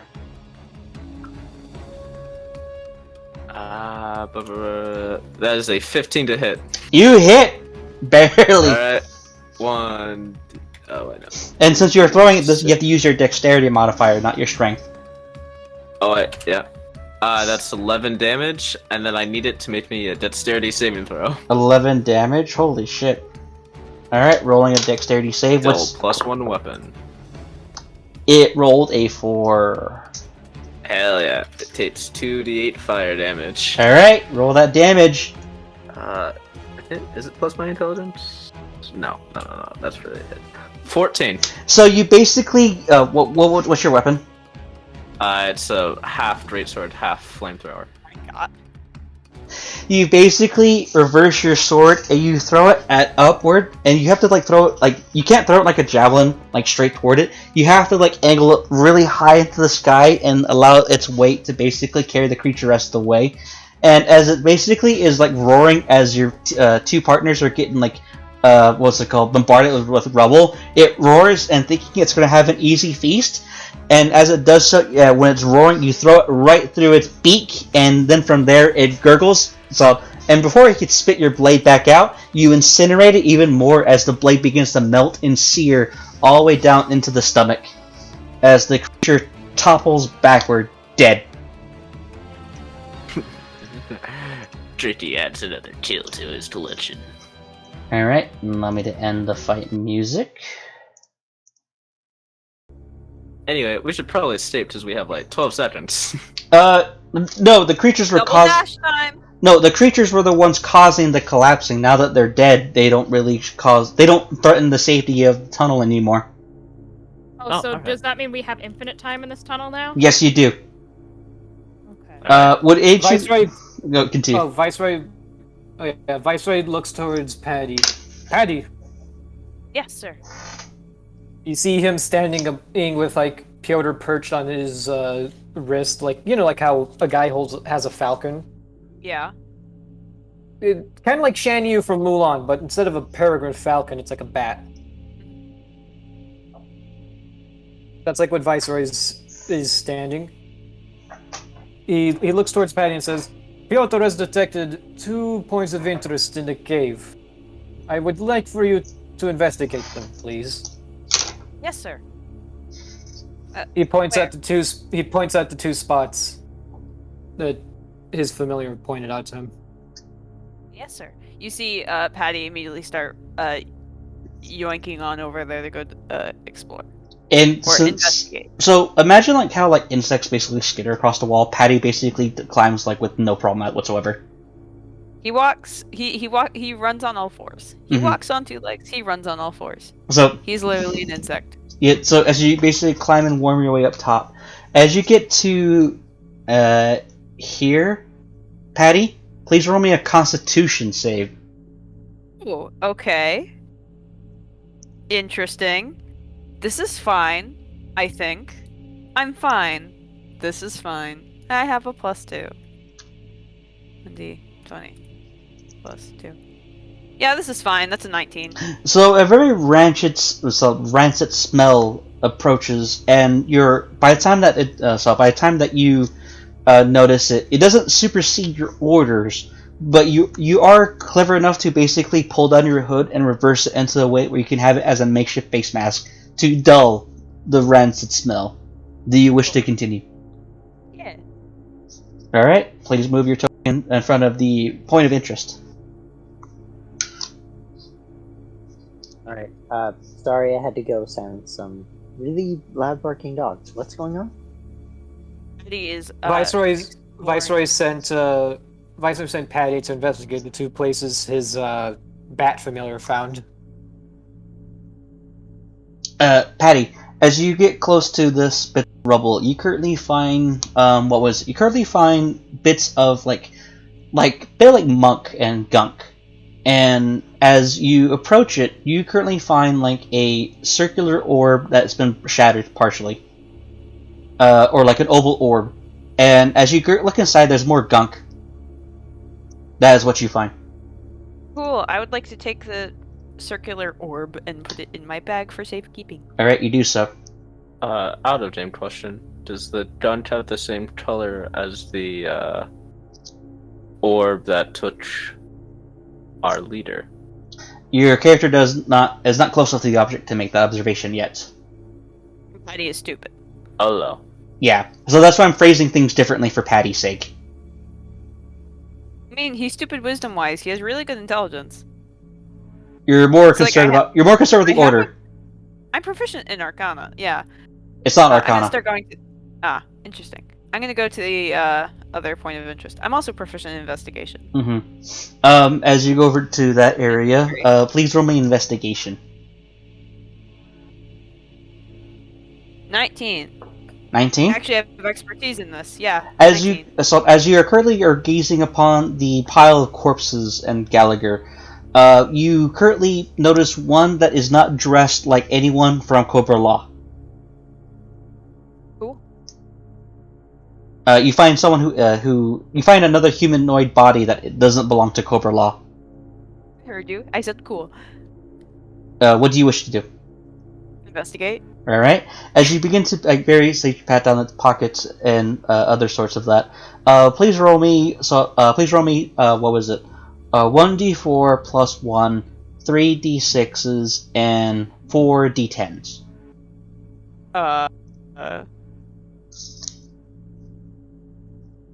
Roll 1d4 plus 1. Plus 3d6 plus 4d10. Yes. No. This isn't plussing. So. Oh, there you go. First one is 2. It's 10. Last one is 14. 14. You find 2 gold pieces, 10 silver pieces, and 140 copper pieces. Oh, and you also currently inspect the lower body, and you currently find another emblem, which Nala discovered earlier, and you currently find a piece of parchment. Oh, cool. Roll Paper. Arcana. I would like to look at. Yay!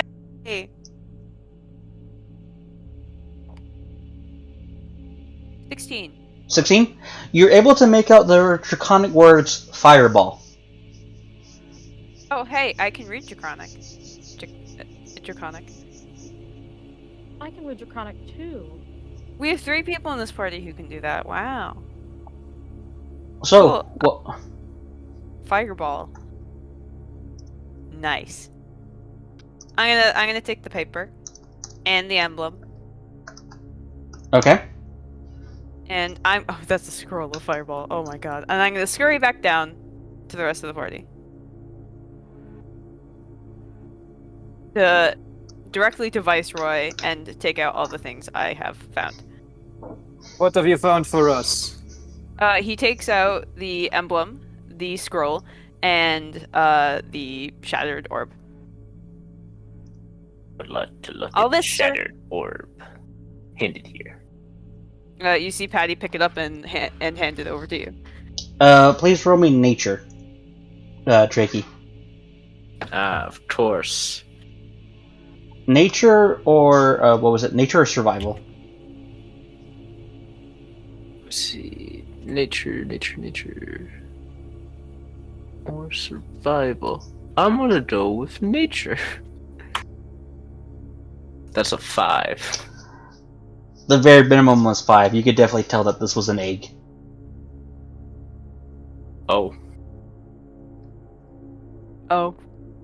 Maybe this will go good in an omelet. So, Correct. for everything that just happened here, everyone except Patty, please roll me nature. Bruh. Actually, I have good nature. I'm an intelligent nature roll. caster. Mhm. +3. I roll again. Oh no. I got an 18. Oh, there we go. Bruh. 11. Everyone who rolled above a 13, please let me know. Me. Nala and Viceroy. Alright, Yeah. then. Well, I mean, to be fair, I already have an explanation for why this happened. Do we all have secret information? No, this is more DC check information. This isn't like secret information, like stuff that the characters have in secret. Alright, I sent it to the 2 characters. Okay.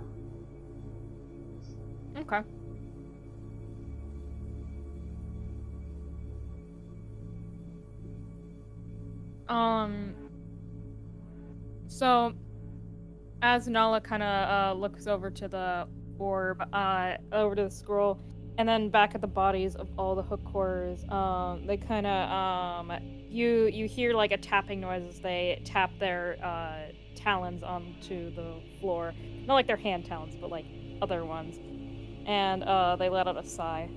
Well, that's probably not a good sign that those things fought us to the death, now is it?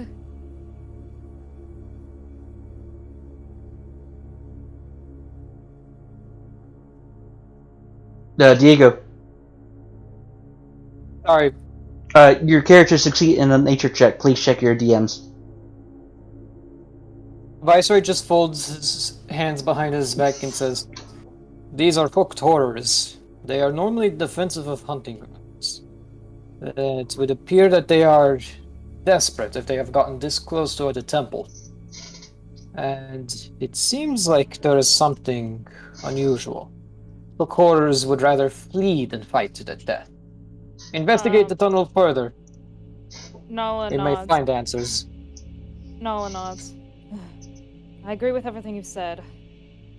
The strangest part about this all, though, is that, well, not only the fact they were desperate, the sheer number they killed is rather unusual, since even though those are fairly large creatures, they shouldn't need to kill that many kobolds on that much of a rampage. They're not exactly known for that now, are they?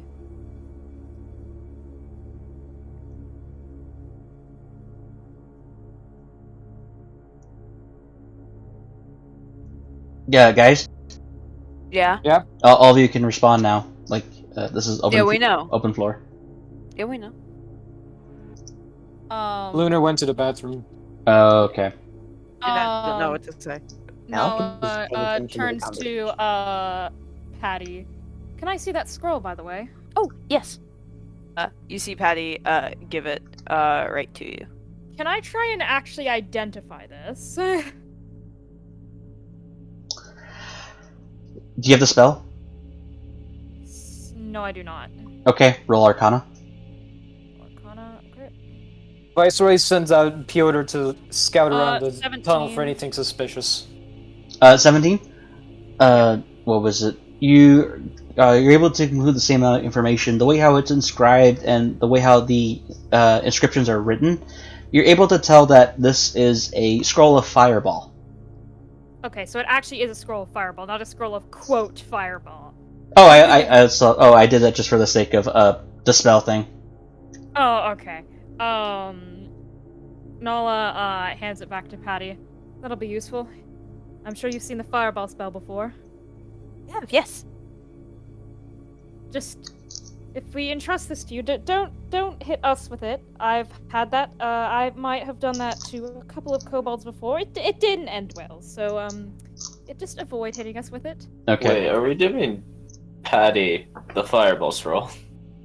Yeah. All right. Patty found You've it. ordered him. You've ordered him not to hit anybody with it, so he won't hit anybody with it. Well, I'm just smiling ear to ear, Skid. Why? Nothing. Nala, Man, so much. shakes, So much. it tilts their head a little bit. And by don't hit anyone, I mean don't hit any of us. Underdark enemies, completely fair game. Yes, sir. So, what was it? So, this is out of game clarification, speaking as DM. Do you guys understand what exactly provoked these creatures? Not No. exactly. Somewhat. Though I'm just Something- saying cave-in. something deeper in the tunnel, either a cave-in or some bigger underdark creature probably set them off. Okay. Cave-in, destroyed their eggs. They Legal mad. immigrants. That could potentially be it. Too. Something destroyed their nest, possibly. Yeah. Something killed their babies. Yeah. Those damn douches. So, Um, how do you wish to proceed? Do you wish to proceed further down the tunnel, or go back to Cobra-La? Nala looks to Patty and Malik, and also I think Viceroy, and basically everyone but themselves. Do you guys want to take a quick rest before we continue, since you look a little roughed up? Currently, all you're seeing is Malik and a small grave. Malik does not have his lab coat on. No. A moment of silence. Wait, I forgot to ask what race is Malik? Human. Ah, basic. Nala, Nala doesn't have to actually lean down very far because Nala's also short. But they lean down to Patty, especially you. You want to take a quick rest? Yes, please. He has like a giant shard of ice sticking out of his shoulder that he has to stick out. Okay. Out of game. Does everyone agree that a short rest might be in order? Yes. Yes. All right. Malik's short rest going. time. Malik's going to be there. Well, that was enough time. All right, come here, Patty. I'm going to get the ice out of your shoulder. Yes, sir. I could He- burn that out. You see him try to resist the order, but it doesn't work, so he just immediately goes on over to you. Malik has proficiency in medicine. That you do. I- You may roll. Fire. Fire heals all wounds. No, we're not cauterizing any wounds. Viceroy. Of course I Yeah, do. yeah, Nala cut back. turns to Rocky. We are not lighting our own party members on fire. That is strictly off limits. I can cauterize my own wounds, thank you very Okay, much. your What own kind of wounds, but insight? nobody else's. So, Viceroy just stands in the middle of all this, hands on his hips, just like waiting for them to get it out of their system. Malik, please describe how your character diligently removes the ice. Well, I mean, I don't know if a 12 is even enough for that. Oh, you succeeded. You yank it Okay, out. then. So, no. He's going to very carefully be. Okay, I'm going to let you know right now, this is going to hurt quite a bit. You're not going to feel any worse, and the wound won't get any worse. But I'm going to take this out in one go, just so that you don't have to deal with it for the rest of this time. Then maybe we could find some medical supplies to stitch you. Okay? Yes, sir. Alright. 1, 2, 3. And he's going to yank it out as fast as possible. You do so, and you get like a single pain tear, Patty. He puts he bites into his own hands, and so he doesn't scream. Uh No, he gave him a cloth to bite him. huh. You did 9 damage. The DC was 9, so you succeeded. Okay. Okay, now that the ice isn't there, does anyone have a certain... I might. I also might not. What is he asking for at a game? You cut Sewing Something- kit. Something to sew the wound. Fire. Fire. Nala shakes their head. Nothing personally. I have 50 feet of hempen rope, a If you could crowbar. Also, Nala turns to Malik. Also, can you give me your lab coat real quick? Why would you bring up my assistant? I'm going to clean it for you.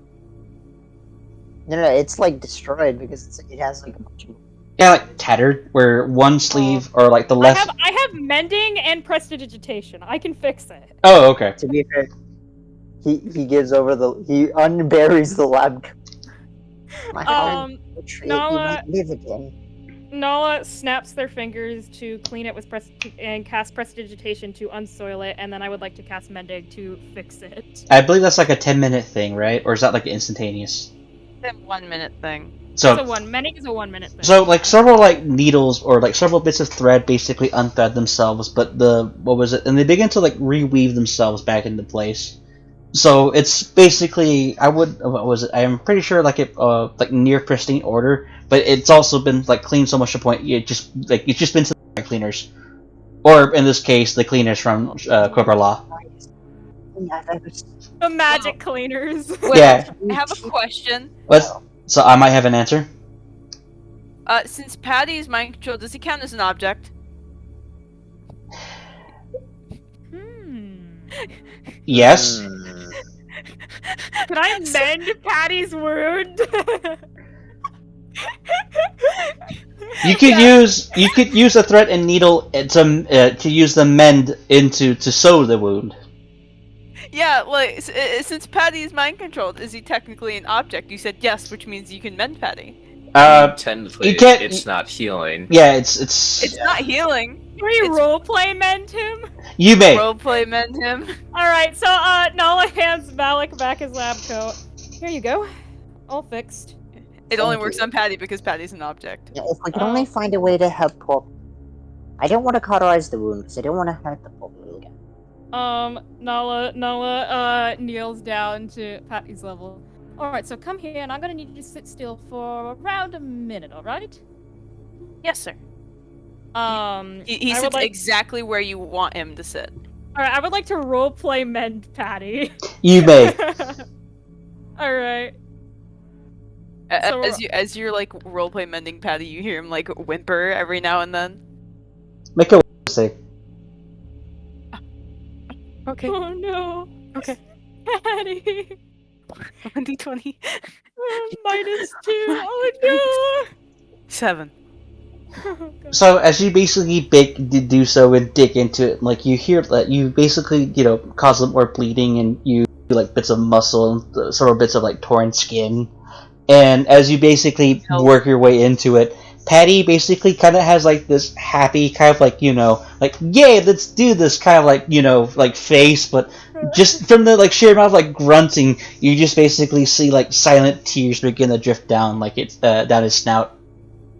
While this is all going on, Viceroy is just calmly off to the side, brushing Piotr's fur with a toothbrush. Oh my god. It's greased happily. Thanks a lot. So thank you, Master. Service is not without reward, my friend. You see Patty sitting perfectly still, trying not to shake from how much pain he's in. Like Poor trying Patty. so hard to follow his orders to stay still. Alright, roleplay mending over. Okay. So, so to clarify, are you guys taking a long rest or short rest? Short I rest. believe we're taking a short rest. All right, all of you have 6 HP dice. You may decide how you do with it. I'm none of them because nothing touched. I'm going to use them. I'm a roll 1d10 to get my health back. It was only 5 hit points, but I want to be in tip-top shape. Yeah, I might as well expend one. You as add well your to get back. Constitution modifier. each one. That's a +2. So I'm I'm gonna more remind- con than you. I used 5. I used 5 out of my. Well, I only took 10 hit. I already took 5 hit points, but somehow I regained 12. I regained 8 out of the 5 that I took. I used No. 5 out of my 6 hit dice and got back up to full. It's not showing me on the dice roller here. That's because I did it with physical dice. Oh. Do you want me to do it on the dice spot? Will? Just for the sake of records, please. Someone remind me what my HP is. 6 dice. You're a wizard, so you have a d6. You're the same as me. You're squishy sorcerer friend. Also, I love how we have a better con mod than the fighter.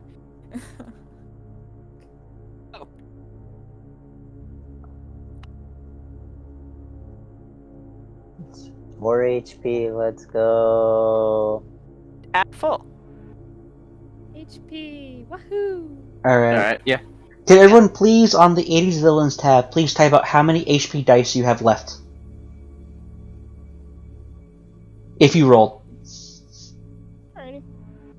Or, you know what, just do it, yeah, everyone do it. Even if you did have it, you say just do like 6 out of 6. Something like that. We've all used at least one. I used 5 because I don't feel like letting Patty die. I think he's too cute to die. You have a potion. I do have I'm saving that for the boss fight, dumbass. Wow. You Yeah, can that's die.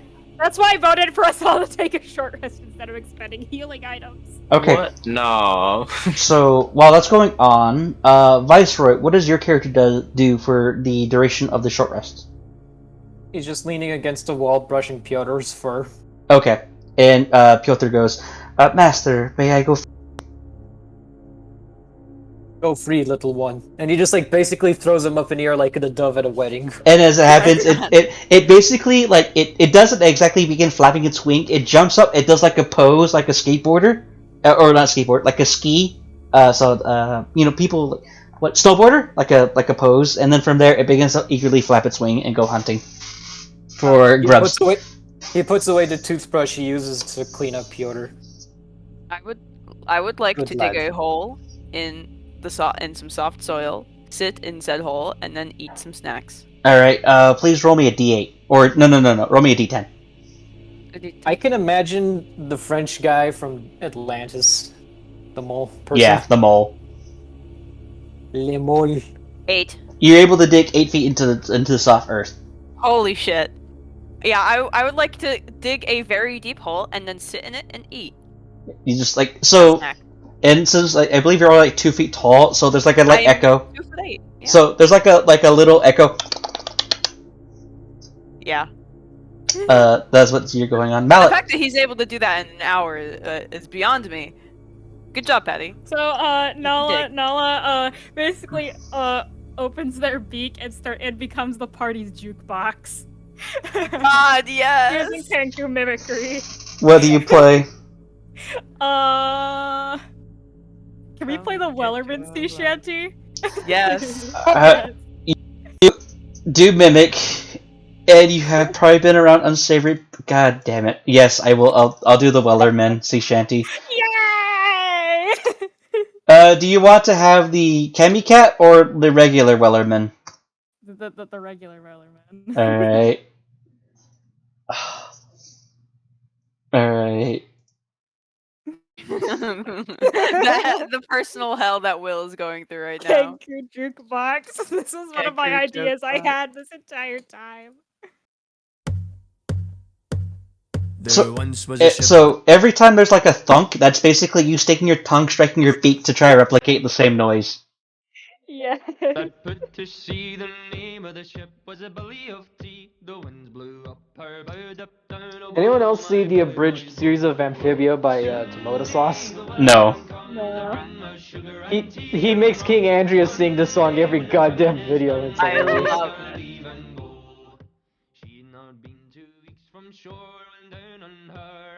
I still can't believe Patty managed to dig a 8 feet deep hole. Look up Tomato Sauce on YouTube. His content is fucking hilarious. Kobolds are master miners. They're better than dwarves if they're as a clan. So I do like Patty. I like having Patty dig. He digs holes. Like a shit ton of holes. You'd be surprised how many kobolds ask to dig His holes. room has a hole. Yeah. Because for my I Curse mean, of I Strahd, did it because I did it originally for the fact of I wanted his room to be filled with sand and be one of those lizards that buries himself in the sand to keep warm. Like Lancer. oh, okay, I see how that is. Yeah, like Lancer, how like his room is full of holes and there's a actual bed in the room, but instead of Patty in the bed, all of his venturing supplies are tucked in neatly in the bed instead of him. So he sleeps in the sand. Okay. He's a burrow. You'd burrowing be lizard. surprised how often players ask to use, or how many kobolds actually ask to dig holes. You'd be surprised. Well, yeah, because lizards they Lizards. dig holes. So that's They what dig your holes. character does. I'm not a dragon. I'm a lizard. Alright, Drakey, how do you pass the time? I'll first pull out Braver from the spider's corpse and just clean it off. Yeah, you're gonna have to probably do like a surgery to get your sword back because it melted directly into the stomach and cauterized itself the way down. So, for funsies, please roll medicine about how efficiently this goes.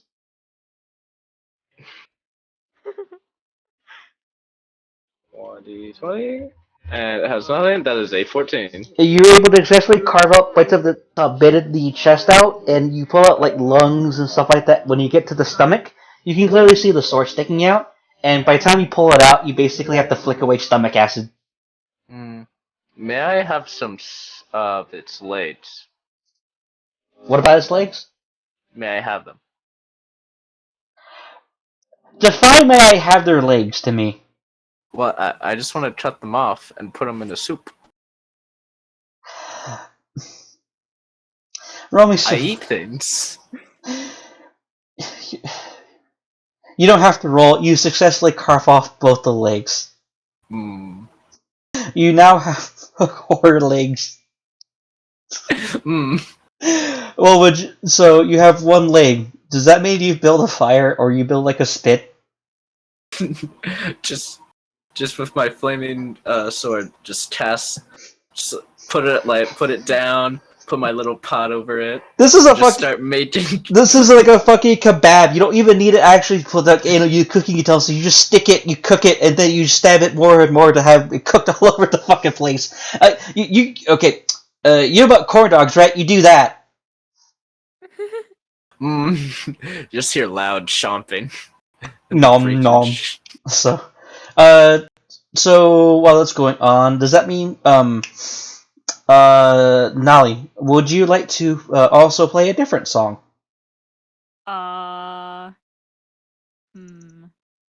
Here be dragons. Why?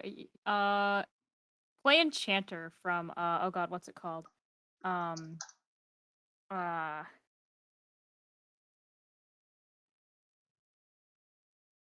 Let me find what it's from. I'll send you a link. Please do. I'm gonna go to the default music now.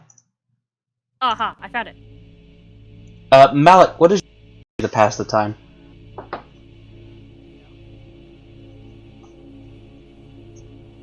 Edward. No, it's not Dragon Ball. It's good though, I promise.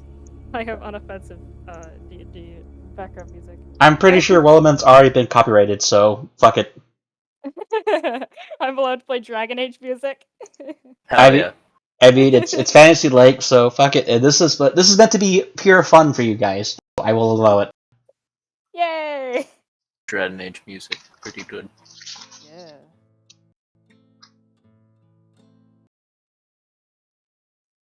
Oh, damn. It's taking forever to load. Malik, how does your character pass the time? Edward? Well, Malik is currently just sort of sitting and resting Oh, okay. because he is he got fucked up. You're not gonna annoy everyone's favorite kobold? Well, no, he already thinks he hurt you. Well, yeah, you fucking did hurt me, bitch. So that's the point. Alrighty then. So as this song begins to play, Actually, wait, I can't. It's against my orders. Okay. So, as much as, like, you guys are kind of, like, concerned about the potential stability for Cobra-La, there's this slight tinge of, like, some of, like, your earliest memories and interactions with interactions with Cobra Commander. I will now go in the reverse order. Pat, it's been a while since people really kind of acknowledge your old name, your old moniker. Due to the amount of horrors you have to face on a daily basis in relation to your job, it's almost a little bit of like, not exactly fractures, but echoes. You're able to recall exactly what you used to be, but for some reason you can't involuntarily return to the once was. Ever being so forth the underling of many evil beings in different realms of slavery from time to time. You found yourself one day under the control of Cobra Commander. Cobra Commander didn't exactly order you to do certain things in ways that would often feel like you challenge your old sense of duty. The hypnotherapy was a little bit too effective, and the physician that provided this assistance tragically passed away of a heart attack. Ever caught in the state of limbo, for once in a place that seemingly does constantly question your moral boundaries, Cobra Commander has so far been maybe one of the most accommodating order givers you had in a while. Ever so good, such as yourself. I appreciate someone who is as quickly witted and intelligent as you. Thank you, Patty. And don't worry, I will invite your clan. As long as they can help me build Cobra-La, they will have a place to stay. So, are you interested in joining my organization, Cobra? Yes, sir. I am, sir. Good. He pats you on your head, and then from there, unexpectedly, he lifts you up and he carries you on his shoulder. We're gonna achieve many things. Yes, sir. Drakey, even though you're not exactly the most accommodating and sometimes frankly intelligent artificer of your kind, granted, you're more in the lines of what exactly makes you a better killer and hunter, but Cobra Commander was probably one who discovered you off the streets, and ever so interested by your inventions. It may not always have been like the most useful, but for some reason, Cobra Commander always showed a willing acceptance and eagerness for your whatever you have presented to him, even if it might prove to be such an abstract failure. Cobra Commander does not berate you, he does not consider you stupid, and he never yells you out of his property. So, you think you could probably invent a thing that could potentially shoot poisonous gases at things? Because I think that'll make for a great defense for my temple I'm rebuilding. Of course. It would only be a matter of time for me. Excellent! Welcome aboard! As Cobra Commander offers you your hand. I look forward to being business associates. If you do well with your next invention, I shall consider you for my inner circle. How does that sound? Deal well made. And you shake hands eagerly with. He eagerly shakes your hand respectfully.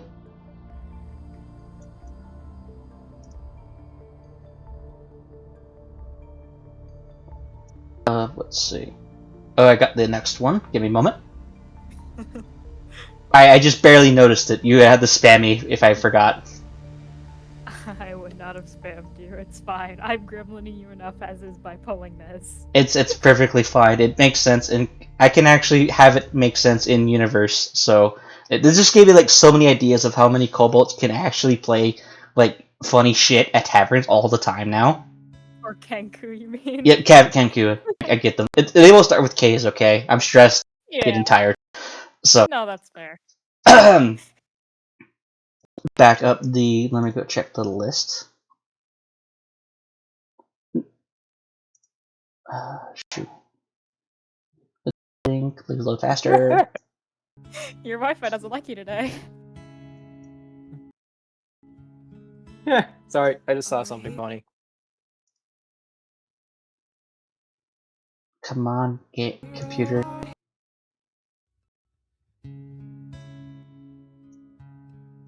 Nala, there is ever a point that you've ever been a reluctant resident of the Underdark. You and your clan, you and your fellow Kenku that try to carve out a little patch of heaven for yourselves, was a great and noble dream. Once. That wasn't until that you can kind of recall these vast images of your family home, and river, and local meadow you used to forage, become overrun with spider-kin. Blue skin, fiendish knife ears, with their spider underlings, and ever so tall, half spider, half female rider. It ever so ever so captured and whirled up, only for you to fear the worst of your brethren being fed to the brood. Even though you had this happen long ago, you already spent more than enough time grieving. You were forced to ever just carve straight through sections of loose dirt of the Underdark. It wasn't until you carved in so hard, you basically made a hole into a forgotten Yanti temple. It was as you began to skitter alongside and get the understanding of its layout, you notice that it actually is abandoned. That was until a lone figure draped in blue robes and a scowl appeared. It did not exactly hesitate in a way where it violently attacked you or enslaved you as what you would probably come to expect in most things of the Underdark. You caw in one of the chambers, ever so silently. And then from there, emerges the figure. Well, I thought I was the one who owned this place. Nala kind of turns their head, inquisitively, and a little bit, wary, of the Yanti. Oh, don't mind me. I'm currently inspecting the place. I just bought it.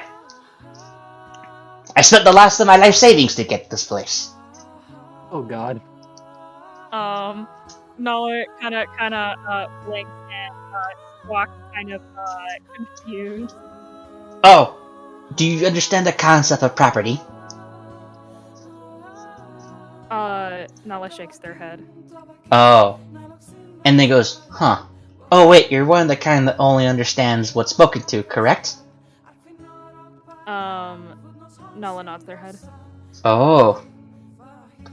I might need to fix that. And as he ponders that out loud, you notice a very low glow coming from the shadows. You see Nala tilt their head as in the exact voice of Cobra Commanders, they utter, "Fix that?" Can you repeat that? You cut out for me. Nala kinda tilts their head at Cobra Commander and in mimicking his voice, they say, "Fix that?" Yes. Fix. Repair. Bring back to life. Continue. They nod. And then from there, a large, flaming skull appears. And then, I don't know about this, boss. I'm glad you helped pay off my debt to the Dukes of Hell and all, but oh my god! Oh no! I'll kill it! Ah! It almost begins to, want to chase you. And then Nala squawks angrily at it and, basically gathers up a bolt of frost, preparing to shoot it at the skull. And then from there, Cobra Commander raises up his hand. We found the resident here. And then from there, the flame skull tilts its, completely rotates its skull, confused. And then from there it goes, so we're guests here. We're guests here. Don't you understand that? And then from there, the crawl, the crawling claw skitters up and it holds up the contract. And it points its finger and taps its index finger on top of where Cobra Commander signs his name in snake tongue. It goes, yeah. I'm trying to ask this kind bird creature to see if it wouldn't mind staying here for much longer. Until I get the place up and running. I can always use the help. And then from there, the claw nods in a way a hand can. You see, Nala, kind of, nod at, Cobra, and repeat, in very broken common, I stay. Cobra Commander walks up to you, and he doesn't tower over you. He crouches down as low as he can without, arching his back down too hard. And he goes, you stay. He offers his palm out to you. Nala takes his hand. What do I call you? What does someone like myself call you? Nala, their head and half squawks, but also it's the one recognizable common word that he could probably understand in, amidst the Kenku squawking. Nala. Hello, Nala. Welcome to Cobra.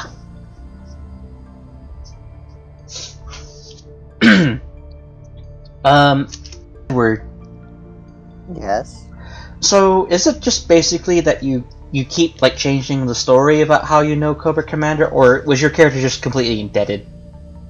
No. So literally, what happens is the only reason he's working for Cobra is because he normally funds his endeavors to fight the everyman himself. Mm-hmm.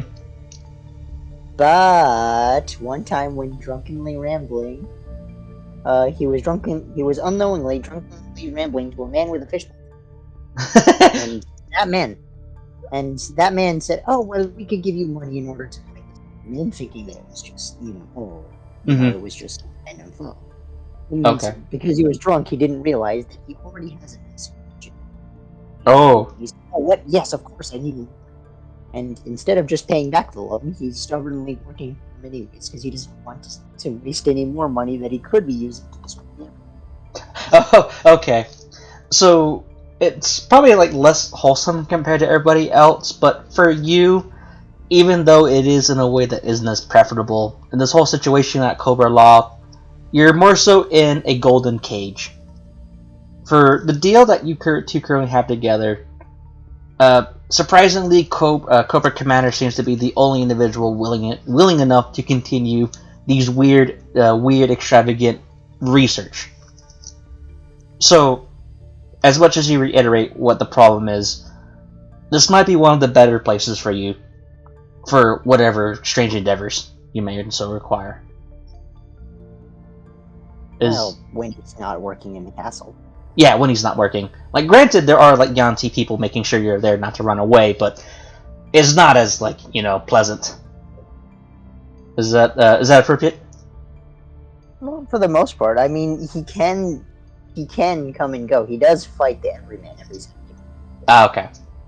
So he does, he's literally there as a work buddy. Mm-hmm. Receives work. He leaves, goes home, and then comes for shift. Okay. So it's a decent air quote job. Yeah, except for the fact that they'll kill him if he refuses to do such. Yeah. Cobra! Cobra! Okay. Since Alun started this, I'm gonna ask her to give me one more song. Ooh. For the More final song? flashback. Ooh. Okay. Let me look for one real quick. Let me pull up my YouTube. Let me pull up my playlist. Ooh. Okay, this one's good. Let me grab you the link. Here you go. This one's good. Alright, let me play this one.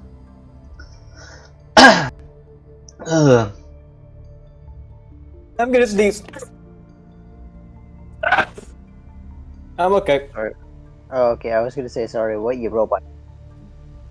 I was about to sneeze, and I said I'm about to sneeze, and then I sneezed. We caught the tail end of that. That's gonna be pretty funny for the Yeah. recording. Sorry. It's- Actually, no, not sorry. I gave you ample warning in time. It's the computer's fault. Yeah, it is. It truly is. Come on, load faster, damn you.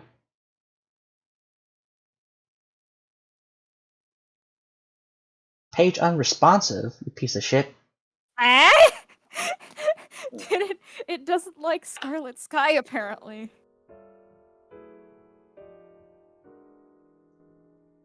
Viceroy. You ever so been one to venture forth in the clouds? Being one of the ever so low chosen few of a deity. One of them is Talos, the god of chaotic destruction. You understand that basically any kind of destruction generally counts for this particular deity. However, there's always like this weird thing to it, that it never goes in the way that it should. Not more than enough to cause much more suffering and lessons to be learned by all. Harsh lessons. And for some reason for you get almost signs of indifference or abject horror from your fellow divine brethren. It ever so escalates so much so to the point that even the god you serve has been telling you has been not so subtly hinting for you to knock it off. However, an inquisitive mind is an evolving mind. So over the passage of the decades, you became a lot more. Your criticisms ever became so valid due to the amount of resistance you would receive. Until one day you said something that was the tipping point. You fall through the clouds, and you just kind of like begin to realize to yourself the fact that you have been cast out within your particular god's graces only proves whatever points you have. Ever forced to wander the Sword Coast for several years, people almost think of you and look at you as if you're some kind of maniac, thinking you're some kind of priest of war, for disaster, for suffering. Even some cultists try to recruit you for their organizations. Now, it was kind of until you kind of develop a fuck it mentality. After a nice night of drinking, you find yourself onto the lawn of a small businessman. As he kind of looks up at you, as he kind of crouches down to you, wearing like a hood and clothing, and then from there he goes, you had some pretty interesting thoughts there. But Vince, or was it Viceroy? Viceroy for now. Yeah. Here's a towel. He hands you a towel. Thank you. And then from there he goes, so, Talos is quite an asshole, huh? He is. He wants absolute loyalty from his followers, every one of them. But it's more of a blind obedience. There is no initiative, no ambition, no creativity, just blindly following his orders. To call him an asshole is a colossal understatement. I can't really say I relate to a degree, but I do have my own qualms with my state gods. World domination doesn't work in the way that we think we want it to work. No, does not. People cannot willingly give themselves and always be subservient. You have to strangle them, make them feel compelled, ever so, thinking that they could evolve out of their suffering. Perhaps. perhaps. In other words, coercing. Slavery. Or enslavement. Indentured servitude. Yes. Wage slavery, as a friend of mine used to call it. I run 13 stores of used carrot shops. And you know how many people I got working for me day after day, thanking and kissing the feet I walk on, so kissing the ground I walk on? Oh, I don't. How many? 12. But it's a start. Anyways, seems to be that the local guard worker probably going to come and harangue you about whatever the property damage you did last night. Those mailboxes didn't know what hit him. I needed to work it out of my system. So, tell you what. I will give you a shot. You work at one of my used carriage dealerships. I shall provide a living wage, a fair one, since you know what I am. But you will help me amass much more of my fortune. I need 40,000 gold within 5 years. I'm getting ever so closer to my dream. You help me reach mine, I'll help you reach yours. That is an interesting proposition. And I assume I would be given permission to bring more people into the fold. As long as you help me find out and they're subservient enough, then sure. I shall do my best to find us individuals who would be willing to work for us. For you. Yeah, as it happened, like a dozen guards become running down running down the street, and he goes, I will cover the bounty, and that you pay me back on your first gold pouch. Deal? Very well. He gives you a hand, and you shake it. And that was 10 years ago.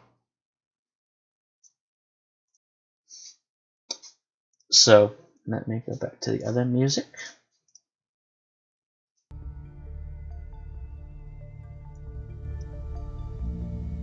The short rest now comes to an end.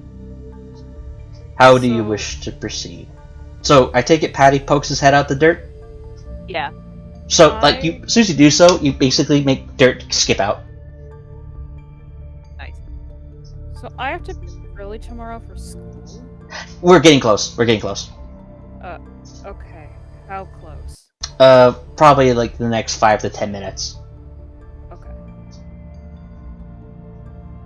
So, each of you currently have your own reasons, while they're, albeit, maybe misaligned ones depending upon who you ask and with their perspectives. I will now go down from the list, and I kind of want to have maybe 15 to maybe 30 second thought process of going on per character. So, going down the list this time, Viceroy, what's going on for you, buddy? We're just still in the cave, right? Yes. Your familiar returns to Hello? you after. Yes. Hello? Can you hear me? Hello? Diego? Yes. Yeah. Hello? Hello? Why can't I hear anybody? Uh-oh. Ah, shit. Give me a sec.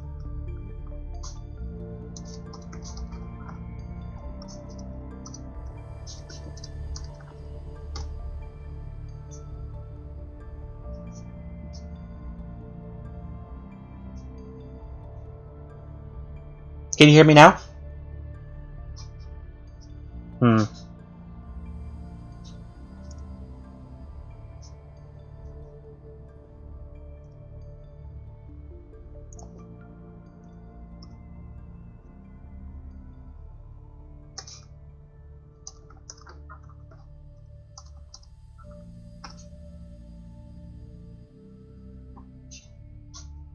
So, Malik, what's currently going on through your character's mind, for the next 15-30 seconds? Malik is mostly just extremely happy that he has his live coat. Okay. I mean, he's glad that everyone's okay. Yeah. You know, that just takes a glance to know. So he's just there island. Mm-hmm. It's in good condition. These are happy days. That's good. All right, Nala. Nala manually takes their beak and slowly shuts it. Mm-hmm.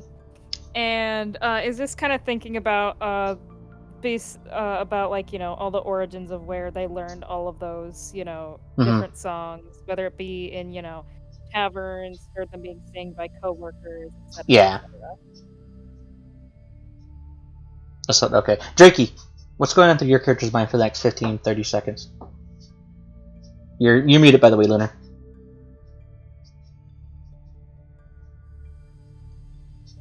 Cooper. Cooper.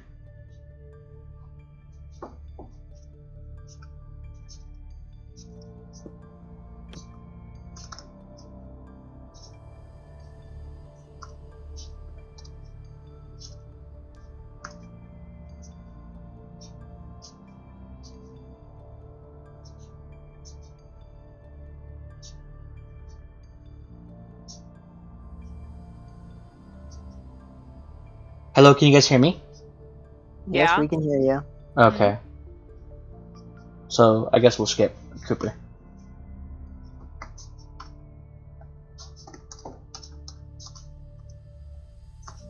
Patty, what's going on for your character? Like, what's going on his mind for the next 15, 20 seconds? Or 15 to 30 seconds? Currently, he is focused on cleaning up the rest of his food and kind of wondering what they're going to find up in the tunnels ahead. Oh shit. Okay. Oh, Diego, you're back! Alright, can you hear me, Diego? Great.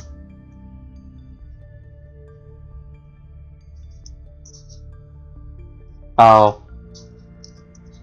So. I'll remember that. Can one of you guys remind me about this for next time so we can finish the thoughts for the next part 2 of the evil lurking within Cobra-La. And here is where I think I'm going to say that we put a pin on our adventure. Does that sound good, guys? Yeah. Sounds good to me. Alright then. I am now going to end the recorder. Wait, not yet. Did you guys have fun? I did, Yeah, yeah. it's fun. Okay, phew. Another reason why I had to make this 2 parts is because my throat is actually really starting to go hoarse. So, like, or I can feel like the Okay. tears in my throat. So I can only do the Cobra voice for so long. It's worth it though. So it's worth it though. And I'm actually very interested, very intrigued out to listen to the recording. So. Oh my god, I can hear you guys again. Hi. Oh shit! You What scared did I me. miss? I will say, I am sorry for becoming a Kenku jukebox. I just thought it would be funny. You have no Wait, is need. the session over? Yeah. Well, all of us have stuff going on tomorrow, or some of us do, and Okay, and the Cobra how did we voice, huh? How did we end? Everyone's like is having some thoughts to themselves about their, like little like minor thoughts to themselves before we end the short rest. Another thing too is the reason I decided to make this into 2 parts is because Cobra Commander's voices murder my throat, so. That's good. It's yeah, I can actually feel it. I can really feel it start to get to me. I was planning to end the session after the fight with the monsters anyways, but I had like all these sparks of ideas in my head. And are you guys okay with like the origins I've delivered for your characters so far? Like I think Pretty good. Okay, Yeah. cool. So, so you guys had fun. That's great because this is probably like I'm not gonna lie. I think this is actually like one of my better one shots I've ever did, or not one shots, adventures. Not since like the Clay Dungeon, and only Edwards has experienced that one out of this group. Selma Citadel, though. Yeah. One shot. Yeah. But this basically has me remind me of like my best ever session, the Clay Dungeon, and Edward was there. So, Really good. yeah, I'm very proud of how the session turned out so far. Did it actually feel like it was like did the pacing feel okay? Like it actually Pretty good. didn't feel like it It dragged. felt good. Yeah. Okay. It felt good. So we can just sit here and vibe, and Alun, you're free to go if you need to go with the next couple of minutes. Any questions, comments, or critiques? Not Nope. really. And also, Will, if you want to if you ever want me to make a playlist of all those kinds of simple tavern music-y songs, I could. I have a lot of them. Can you prepare 6 for next session in case you decide to pull out your jukebox? In case I decide to pull out the jukebox, yeah, sure. You just basically that one singular idea just basically inspired me how Kenkus can make a killing at inns and taverns. They just record. They just record. Or can you like imagine like them just playing like music at the same time? Like basically Kenku speakers all over like a stadium. Thank you, speakers. So This is such a horrible idea. This is such a stupid idea. Now I'm inspiring you to add lore to the Sword Coast. that you did, What have that I you done? did. But that's probably be more like a Waterdeep thing because Kenku exists there in abundance. But Yeah. sorry for adding like the so much like fakey kind of wholesomeness, but I felt like I need to help establish stronger motivations for the remainder of this adventure. And Cobra Commander is a good boss. Motivation. Imagine needing motivation to do things with your character. I don't know. Cobra Commander is a good boss. I guess I kind of want to keep it like that. By the way, did you guys like Cobra Commander? I was really worried about Yep. That was really good, man. He Don't was worry. funny. I liked him. Okay, so yay, the 3 main NPCs, I keep forgetting the name wrong. The Crawling Claw and the Vic the Flame Skull they basically became like some of my quickest favorite NPCs I've ever done so far, at least for a short adventure, because the Flaming Skull that loses its shit. Sorry for misinterpreting some of your turns or some of your stuff you were doing earlier, Edward. I don't know why I did that, and I'm sorry. What was misinterpreted?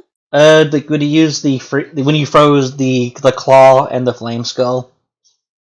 So I should have recognized it right then and there. I wish I did. Don't worry about it. So, is there a reason why Cooper is constantly muted? Did he fall asleep, or is his computer just fucking with us? I I think it might be the computer. I think he's dead. He probably was laying down, then he probably passed out, huh? Hey, Probably, Cooper, yeah. are you dead? He didn't respond to my pings, And so he's not in chat. I think he's dead, guys. okay. I Anyways. Googled Patty's eyes. Oh, by the way, I figured out the name of this adventure: The Lurking Evil Within Cobra-La. Nice. And you guys, well, the whole lurking part is you guys, the lieutenants. Yay. So, the adventure is called The Guise of Cobra-La, essentially. We're But, lurking. oh, that was a good before I forget, happy Halloween, guys. I hope all of you have fun this Sunday. Feliz Navidad. Mm-hmm. And Happy Dad! Oh my god. so, I'm gonna see if I could try to arrange for me to play Apex Legends again. We could probably do it again Saturday or Sunday, if you're not busy. Yeah, Diego. I'm down for that. So, alrighty, guys. Anything you guys really liked that was a real highlight of the tonight's session? For me, I think everyone had like really good shit to say. Really enjoy playing Patty. Yeah, Patty's really cute. I'm glad you Dude, like him. Ed, I think it needs to be said, but you're playing Malik is fucking amazing. Yeah, It was Malik hilarious. Malik is great. Fantastic. It was great. Thank you. I've only ever heard you use that deep voice for Chad and Geo, so Yeah. to hear you use that voice out of nowhere was just amazing. It was great. To be fair, it is actually a very to do. Okay. For Patty, the only thing I have to do is just pitch up my voice and just say yes, sir, a lot. I don't know, like, even though I wouldn't exactly say Patty is like a one-note character, because there could be like a lot of depth and humor with the character Patty. So, anyways, I'm glad you guys had